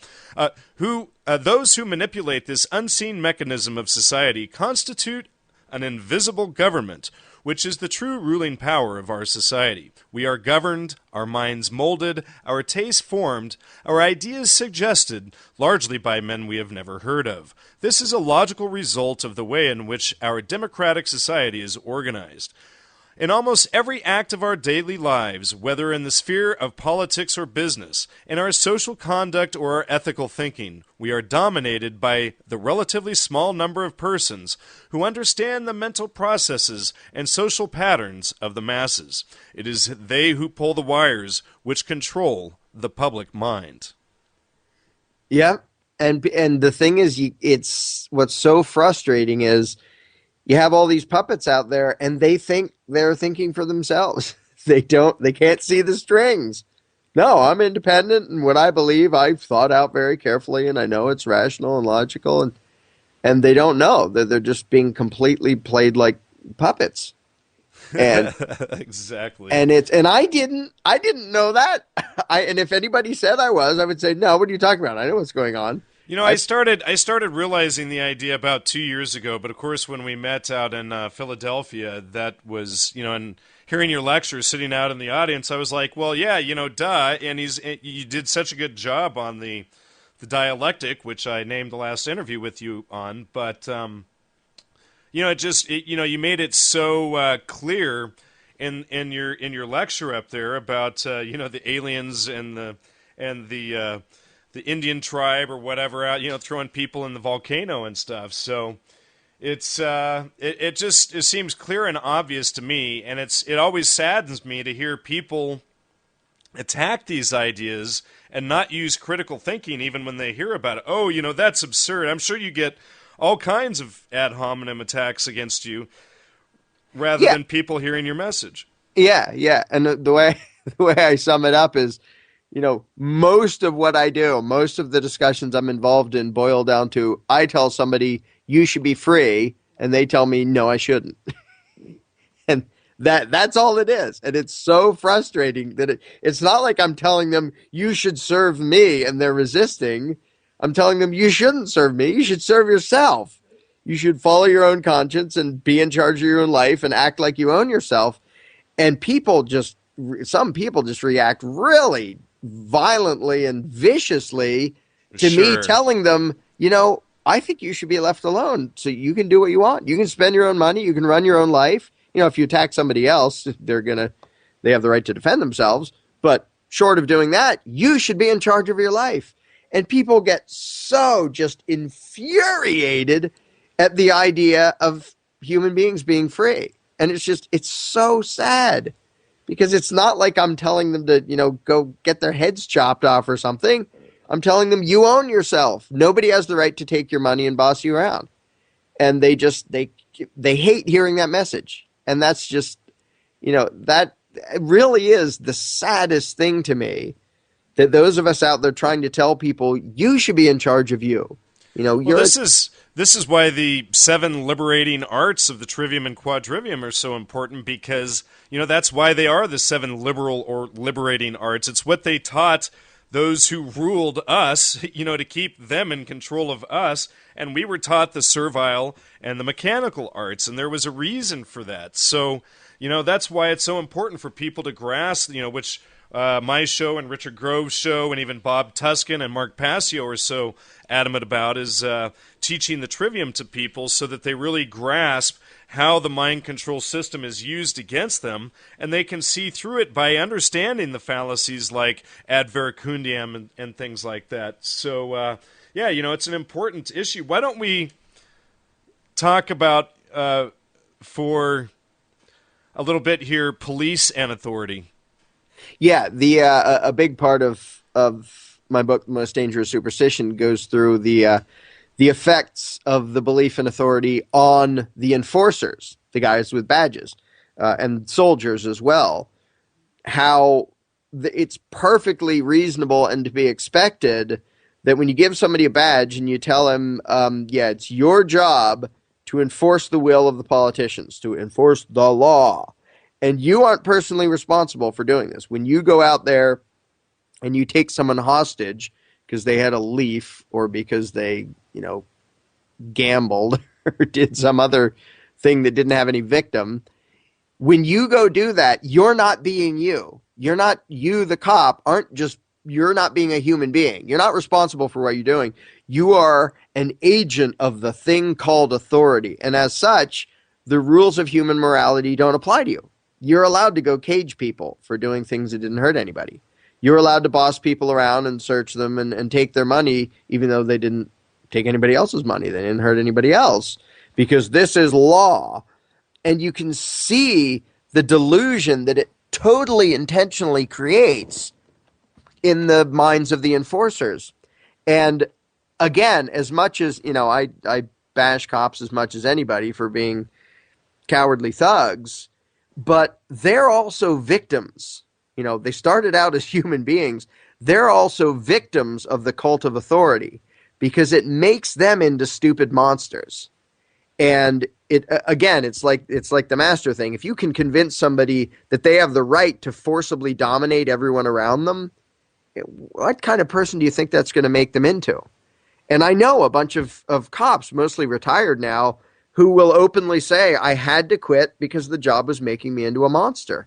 They even use that word because they realized that I was, it was turning me into something, being out there day after day, imagining that I had the right to act the way no normal human being has the right to act. If you or I went around randomly stopping people and asking them stuff and stealing money from them because they didn't have a sticker on their car that we wanted them to have or something, everybody would get that's wrong. Human beings don't have the right to do that. But when somebody with a badge is convinced that not only do they have the right to do that, they have the obligation to do that. And it is noble and brave and righteous for them to enforce the law. It's noble and brave and righteous for them to get a machine gun and kick down somebody's front door and drag him away and put him in a cage for 10 years because he grew a plant. The cops who really believe that are made into monsters by way of their own belief in authority. Right. It's one thing to police and arrest someone who's committed a violent act against another. In fact, an old friend of mine who passed away probably 10 or 12 years ago, Peter McWilliams, said that, quote, my freedom ends where your nose begins. And as soon as you violate that, then you've committed a crime. But until then, you haven't really. And, and that includes personal property and things like that as well. But, unless somebody's stolen property from you or physically harmed another person, then there's absolutely no reason to arrest someone, and citizens have the right to citizens arrest as well. Right. And the good news is most people know this instinctively. I mean, most people in their own individual lives, they don't go around trying to violently control all their neighbors and rob everybody they know. And just the very simple test that I would, use on any soldier or cop is, okay, let's say you didn't have a badge. Nobody ordered you to do anything. There wasn't a law. Just what you're doing. Let's say what you are doing right now, you were just doing it yourself. Just because you did it, would it be righteous? If the answer is no, don't do it. Because it doesn't matter what scribbles and politician garbage says this and what badge you have and what uniform. Mob leaders say. Yeah, none of that matters. If you don't have the right to do what you're doing right now all by yourself, without any law, without any authority, without any badge, uniform, any of that, if you did this as a human being, if that would be bad, then it's still bad. Don't do it. If you're a soldier told to kick down people's doors at random and point machine guns at people because you're looking for a bad guy, do you have the right to do that on your own? No authority, no commanding officer, no quote-unquote war? Well, no, I wouldn't. Well, then it's evil. And it will always be evil. And it doesn't matter who wrote it down and who commanded you to do it. It's still evil. And if people just, even if they didn't even think about, the basic concepts of like the non-aggression principle and stuff like that, even if they just stuck to, I'm only going to do what I think I personally have the right to do, and I'm only going to advocate that anybody else do what I think I personally have the right to do, there goes government. There goes all war. War just stops. The vast majority of extortion and theft just stops because people... Well, you would still have small tribal type wars between families which have existed, between indigenous groups, for instance, but on a much smaller scale, You can have little grudge battles between little clans or families or whatever. And you don't even, have world wars. And even Dr. DeMeo in his book Saharasia on the Origins of Violence and Sexual Repression shows that societies who don't suppress sexual development in children and allow it to develop naturally don't have violent tendencies as well, which is kind of interesting. Why don't we get into Dr. Milgram? Yeah. Yeah. Yeah, when I every time I read that book, I feel like ripping all my hair out because I think he did this, he did these studies 50 some years ago, and most people haven't heard of them, and most people don't, they don't get the message. And basically, in short, he did a study, most of your listeners probably know this already.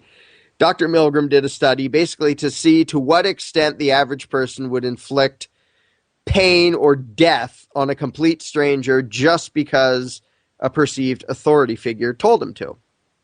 And the results even shocked the heck out of Professor Milgram the first time. Yeah, they originally thought going into study that only 1 in 1,000 would do what they said, and then it ended up being over two-thirds. Over two-thirds, yep. And he explained what the test was going to be to a bunch of psychologists, and they said, tiny fringe, 1 in 1,000 might actually go to the point of doing what they think is going to be at least excruciatingly painful, if not lethal, to a complete stranger. A tiny little fraction. Most people won't. 2/3 of Americans, by the way, and this is the conclusion, it's inescapable, and most people don't want to hear this. 2/3 of Americans will kill an innocent stranger if a perceived authority figure tells them to. That is obviously the results of that study. But people want it not to be there. They want to pretend that didn't happen and that it doesn't obviously prove how horrendously dangerous the belief in authority is. And the most dangerous superstition gets into the details of the study more. But there's a few points. To me, one of the most telling features of the story, because people always argue, well, we need government because we're just stupid, violent animals, and we'd be killing and eating each other if there wasn't someone keeping us in line. To me, one of the most important things of the study, because Dr. Milgram wrote a whole bunch of accounts of individual cases. In a lot of cases, here's this person who's being told to basically electrocute a stranger. And, you read my book or Dr. Milgram's book, Obedience to Authority, to get all the gory details. But basically, here's this person being told by an authority figure, not even threatened, not promised with reward, just an authority figure saying, press that button to zap that guy, to electrocute him. And to me, it was fascinating how many of the subjects obviously showed that they knew it was wrong. They would shake, they would beg to be allowed to stop, they would cry, they would say, do we have to go on? Which it wasn't they just couldn't wait to hurt somebody. They didn't want to. And it wasn't that they just couldn't tell that there was anything wrong with it. They knew it was wrong. So that by itself obviously shows that the belief in authority overrides people's humanity. And Americans have been trained in such a way that they will do what they absolutely know is evil as long as a perceived authority told them to. I mean, it's so obviously inescapable when you read Dr. Milgram's account of how some of these people responded, and they'd shake and cry and say, I don't want to do this. The study must go on. And they go on. And it's so infuriating to read these accounts of these people. You know, you're sitting there rooting for them. Come on, grow a spine, stand up and say, I'm not going to do this. This is wrong. And hardly anybody does. And it's so depressing, but it's such an obvious expose on what the belief in authority does. It doesn't make us civilized. It doesn't make us get along. It doesn't make us nonviolent. It makes us stupid, evil monsters.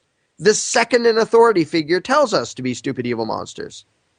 And the idea that we need that in order to get along peacefully. You know, I would love for someone to read Obedience to Authority, the book by Milgram that explains all the results he got, and then see if you can look in the mirror and see if with a straight face you can say, we need authority to keep us civilized. I mean, it's that you can't have a less true statement than that. Authority makes us into evil monsters waiting to happen. And that's all it does. It doesn't make us good. But people don't want to hear it because they're so trained to believe that obedience is a virtue. So they just don't. Again, the fact that most people don't even know about those experiments. Even, you know, what a huge revelation about the nature of Americans. Wow, most Americans have told to torture or kill an innocent stranger. Yeah. And yeah, it's everybody. It isn't just Americans. But, you know, Americans like to think we're progressive and we believe in liberty and justice for all and freedom and no, we don't. We kill people if authority tells us to. And people just, they so much don't want to know that about themselves that you know, otherwise people actually cared about the truth and justice. I think the Milgram experiments, you know, the day after the results came out, they'd be all over the world and people would say, okay, forget it. Authority's stupid. Why have we ever believed in that? I don't know. But obviously it's the most dangerous superstition ever. So let's not do that anymore. And then, of course, there was the prison experiment. And in fact, Richard Andrew Grove at Tragedy and Hope and James Evan Pilato at Media and Monarchy put out a Navigating Netflix episode number 1, The Experiment, on a movie that was based on this experiment. But why don't you tell us about that as well? Yeah, I was actually about to mention there's an American movie and a German movie. They're both called The Experiment.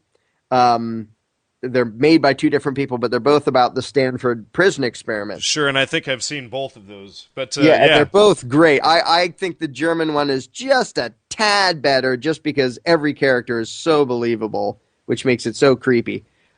Sure. Basically, what the movie does is take the real life thing and guess what would have happened if it went for a few days longer.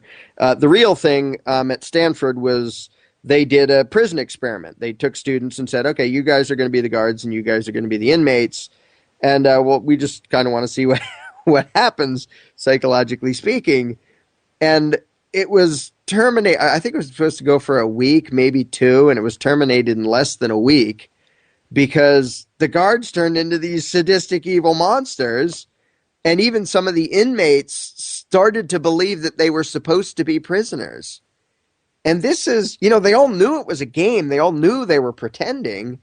And just in a matter of days, the people who were just play acting as authority turned into these sadistic psychos.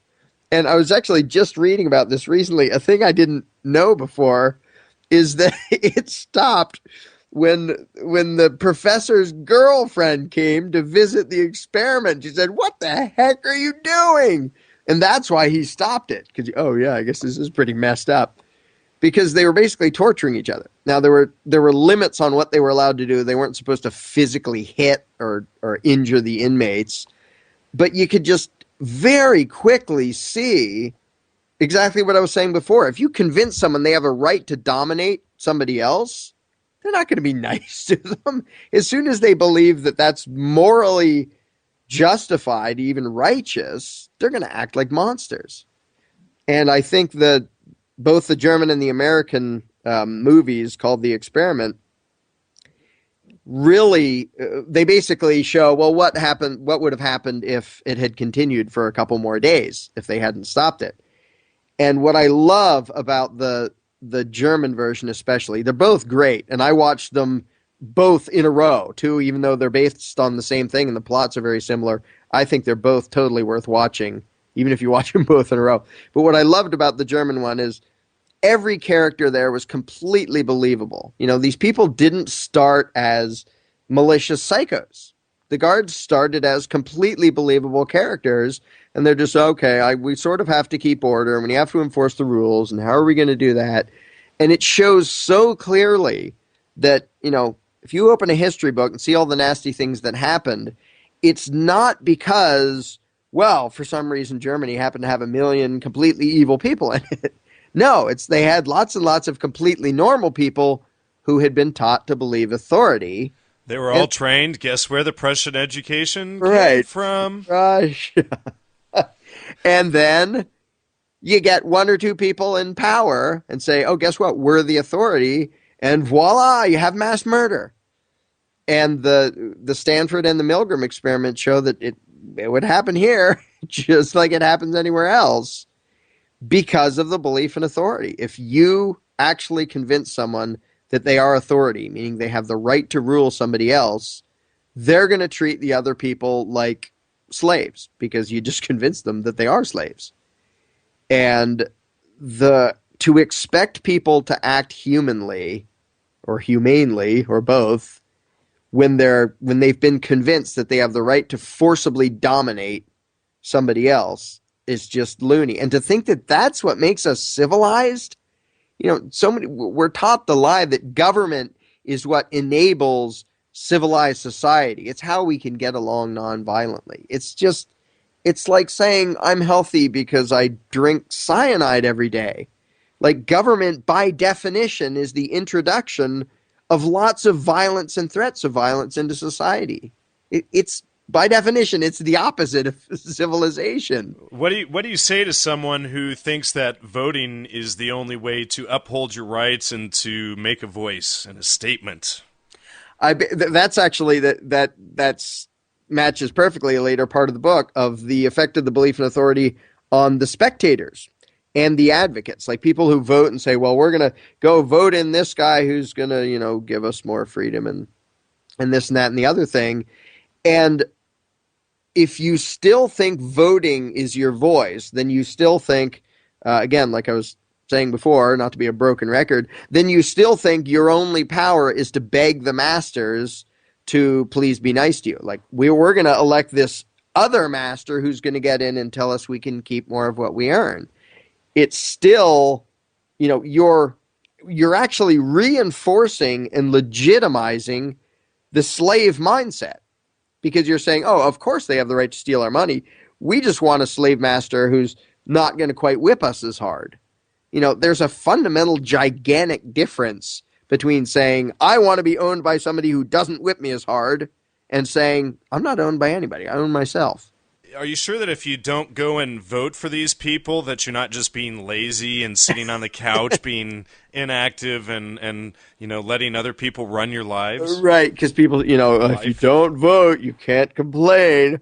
Well, yeah, you know, and that's the mentality that I hear even from other podcasters and stuff that are supposedly for freedom and waking people up, and they're promoting the same enslavement. Right. And they'll say, you know, I go out there and bash democracy and voting as the best excuses tyranny has ever had for mass extortion and oppression. And they say, well, so you think we should just do nothing? Because to them, not voting equals doing nothing. Exactly. And I say, and well, it's actually, like, no, there's a whole lot more out there to do. Even understanding the CAFR situation, the Comprehensive Annual Financial Reports, then you can actually go down to City Hall with these CAFR reports when they're lying to the public about budgets and sit there and be on the record, on the microphone to the whole city board and all the spectators about, where their money is really going and all of this stuff, and, start to break down their whole system from the inside out. But, people think that going and voting for some puppet is somehow going to change the situation. Right. And I actually tell them doing nothing would be a huge improvement over what you're doing, voting, because at least it doesn't legitimize your own subjugation, which voting does. It says, I accept that whoever wins this stupid game has the right to control me. So even doing nothing would be an improvement, but doing nothing isn't what I advocate. Absolutely. This goes back into what you read earlier from page 43, 44, that, about every Democrat, Republican, every voter, everyone else who advocates government in any form is a proponent of violence and injustice. Of course, they do not see it in that way because their belief in authority has warped and perverted their perception of reality. Okay. Yeah, what I was... I just had an idea fall out of my head completely. Talking about voting and people saying if you don't participate, you can't complain. And as they're legitimizing their own enslavement, they're also legitimizing my enslavement. There's one of the YouTube videos I did is called "Let's Make a Deal." It's a relatively new one. Where I basically say, hey, I won't advocate that you be robbed if you don't advocate that I be robbed. And when I put it that way, almost everybody says, well, yeah, of course. Okay, that works. Cool. No more voting. What do you mean? I mean, there isn't anybody you can vote for who isn't going to demand money from me under threat of putting me in a cage if I don't pay. So if you're going to stick to your word that you're not going to advocate that I be robbed, you can't vote anymore. Well, we have to vote for somebody. And what people don't get is they really are. When they go in there and push that button, and if you explain it literally, they have to admit it's true. They know it's true. There's no mystery about this. When they go in and press that button, what they're doing is saying, I want to put this guy whose name is right here, I want to put him in a position of power, and I absolutely know that he is going to use that power to demand money under threat of violence from 100 million of my neighbors to fund his agenda. And everybody knows that. They don't say it that way. They don't even think it that way because they don't want to think it that way. But they all know, the guy you're voting for, he's going to tax people. It might be a little more, a little bit less, or in a little bit different way, but he's going to tax people, and what's going to happen to the people who don't pay. They're going to be robbed, or they're going to be caged, or both. But people don't want to admit that you just went in and said, I want this slave master controlling us all. Well, he's not as bad as the other guy. Like, is that really good enough? There's two slave masters, and all you can think of is, well, let's see, which one of them whips us less? How about not be anybody's slave? But that literally doesn't occur to people. To them, that sounds like doing nothing. You mean, don't choose either slave master to whip us and rob us all? What are you, crazy? We have to have a slave master whipping us and robbing us all. And I like that guy. He's better than that guy. And the fact that they're stuck in this completely narrow paradigm, and they imagine that as being this huge, important choice. Wow, you gotta vote. This is your choice that determines the future of the country. Doesn't determine anything. Determines which jackboot is going to be on your neck. What difference does that make? Either way, there's a jackboot on your neck. But people can't think outside that tiny little choice, and they have to be convinced that it is a choice. Because if there was one guy on the ballot, the illusion, the lie would fall apart. Because people would say, well, you're just doing this to us without our consent, without our permission. You're just treating us like animals. But if you put two identical twin tyrannical psychos side by side and say, you get to choose which one of them is going to stomp on you and steal your money, suddenly people imagine that they have the power or something. That, oh, now we're so empowered because I get to choose which jackboot will be on my throat. As if it matters.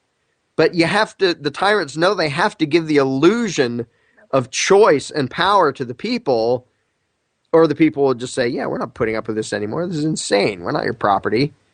But, I mean, this obviously, transparently idiotic veil of, well, you're empowered because you can choose which one of us is going to hit you with this club.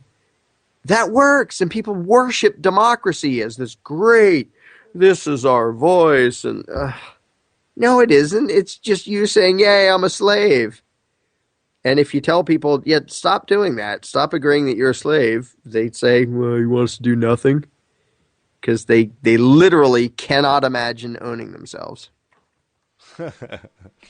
Let's get into prohibition for a minute here. Why don't you read what you've got from the last paragraph on page 69 to the end of that section if you want, or at least for the next page there. Sure. Starting at prohibition or the one after that? Prohibition. Okay. So this is, it's giving examples of how the victims of authoritarian aggression are demonized. Like, you're bad if you don't put up with being victimized by quote-unquote legal aggression. It's using the example of drug prohibition. So, prohibition. The controllers issue a decree that their subjects may not possess marijuana. That prohibition is proclaimed to be the law, and any who disobey it are deemed to be criminals. The controllers then spend huge amounts of money, taken from their subjects by way of a different law, to pay for mercenaries, guns, armored vehicles, prisons, and so on, for the sole purpose of taking captive any who are caught disobeying their quote-unquote law. Now consider the perspective of the police officer assigned the duty of enforcing that law, who discovers that someone has been selling marijuana to willing customers. If the quote-unquote officer could objectively consider the situation without the myth of authority distorting his perception, he would immediately see that his job is not only immoral but utterly idiotic and hypocritical. His job being to physically capture someone for the purpose of putting that person in a cage for a long time for doing something that was neither fraudulent nor violent. In fact, until the cop showed up, all the people involved, grower, dealer, seller, buyer, user, interacted peacefully and voluntarily. Furthermore, if the officer has ever consumed alcohol, he would be guilty of something morally identical to what the criminal has done. Now, actually, as an aside, alcohol is a little worse than marijuana, but alcohol's the worst or the most dangerous of all drugs. In fact, every single study comparing the dangerous effects of all showed that alcohol is the worst. Right. So I'm saying they're the same, but actually marijuana is a lot better. Yeah, a lot but safer. We'll let that slide for now. Nonetheless, he, the cop, will see himself as the brave, righteous, noble law enforcer as he participates in a paramilitary armed invasion of the person's home and forcibly captures and drags the scofflaw, quote-unquote, away from his friends and family. Then the officer will go home and have a beer, and of course would not react kindly to anyone who tried to forcibly stop him from doing so. The only difference, which is no real difference at all, is that politicians made up a command about one mind-altering substance, marijuana, and not the other, alcohol. As a result, the officer will truly believe that using one mind-altering substance is a good, wholesome, all-American behavior, while using another is shady, immoral, and criminal, and even justifies violent assault and kidnapping of the perpetrators. Very well said. And there are so many obvious examples. The reason I love prohibition is because the violence isn't even veiled. You know, tax collection, it's usually you get a nasty letter that says we'll do nasty things if you don't give us money, and most people hand over the money. The war on drugs is just openly, draconianly, blatantly violent. You know, you have a paramilitary invasion of someone's house for pot. You know, nobody can deny the violence of that. And of course, hemp being one of the most useful plants on the planet, it even raises the level of absurdity many levels. Right, and the fact that it's not. I've never smoked pot, and some people say, oh, you just want it legalized because you want to smoke pot. No, I want it quote unquote legalized because using violence against someone for smoking a leaf is evil. And, but it makes such a good example because the violence is so blatant. There are obvious health benefits to people who actually need it for that sort of thing. But even just people who want to do it because it's fun and it makes them feel good for a while, same reason however many tens of millions of Americans have a beer every day. Absolutely. But people's perceptions are so literally, they can't think. Literally, Americans can't think because they believe in authority. For them to actually conclude that it's great and righteous to, have a six-pack and horrible and nasty and you should be thrown in a cage for smoking a joint is just insane. And the only reason anybody would ever believe that is if they actually fall for the loony lie that the politicians have the ability to change right and wrong. They can, by decree, make one act evil and another act good. Because if you don't believe that, none of it makes any sense. Why the heck do you have the DEA with armored vehicles and these fascist raids unless the politicians can actually make it into an evil, immoral act to have a plan? Exactly. And what do you say to those with the love it or leave it mentality regarding government? Oh, that's one of my favorite things. If you don't like it, get out. First of all, even historically, that's a little bit, is that what the colonists did? We're having some problems with King George, so we're going to go to Spain or something. I don't have an obligation to leave my house because some stupid person is trying to rob me while I'm living in it. But the attitude actually, it gives away a part of the state worship mentality, which is, if somebody's in my living room and I say, hey, I don't like, you're smoking a stinky cigar or something, don't smoke that here. If you want to smoke it, go out and be on somebody's property who doesn't mind, but you're in my living room, that makes sense. So when the state worshipers say, hey, if you don't like the laws, get out, what they're saying is the politicians own everything and everyone in the country. Because if they have the right to say, hey, we can make up any rules we want and you can either obey them or get out, that implies they own everything and everybody on the entire, in the entire country. Because if they have the right to kick me out because there's some obscure rule that I don't follow, they own everything, including what I call my house. And so, so many of these arguments, if you just take government out of the equation, it's the silliness is immediately apparent. Like people say, well, when you pay taxes, you're just paying for services. Okay, let's say I follow that brilliant method and I say, give me $1,000 or I'll cage you, but I'll give you a kind of stale sandwich after the fact. And hey, you're just paying for services, so it's okay, right? And everybody says, no, that's not okay. Okay, so that's only okay when government does it.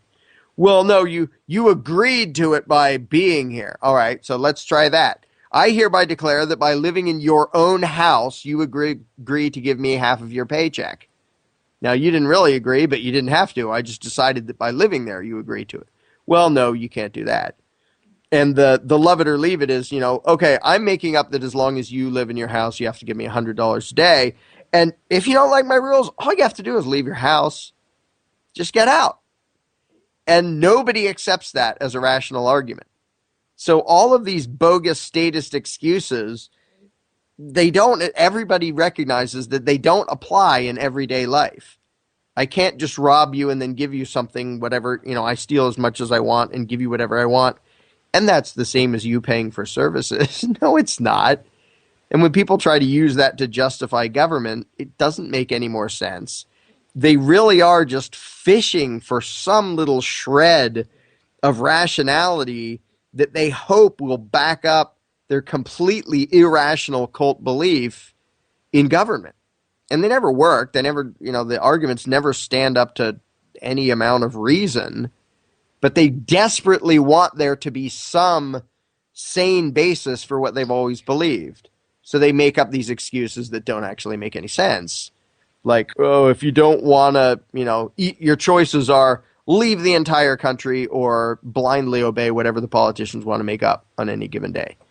And they wouldn't accept that from anybody else except government. They don't accept it from me when I say, well, all you have to do is do whatever I say or get out of your house. Nobody would think that's okay, except in the context of government. And that's true of all of the arguments that people use to try to defend government. If you take government out of the equation and just use the same arguments just between normal people, they're all patently absurd. Just, well, you can leave your house or give me your money. And this counts as you agreeing to give me your money because you're still in your house. And I told you, if you stay in your house, you have to give me money. So you agreed. Nobody would fall for that. But we're all taught that as if, oh, yeah, this is basic civics. No, it's not. It's basic lunacy that we've all been indoctrinated into. And, calling something government doesn't make logic and morality suddenly turn around 180 degrees.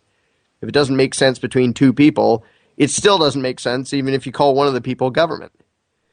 But people, they desperately want some rational excuse for what really is just a completely irrational superstition. So they use these bogus arguments. If you like it, get out. All right, Larken, what do you think about coming back next week? Sounds fun. I'm ready for that. All right, because I've got some more questions left, but we're already at a little over an hour and a half, which is where I like to keep things because then I start losing people's attention spans. So let's do it for possibly the same time next weekend or maybe Friday. Yeah, let's shoot for that. Either of those should work for me.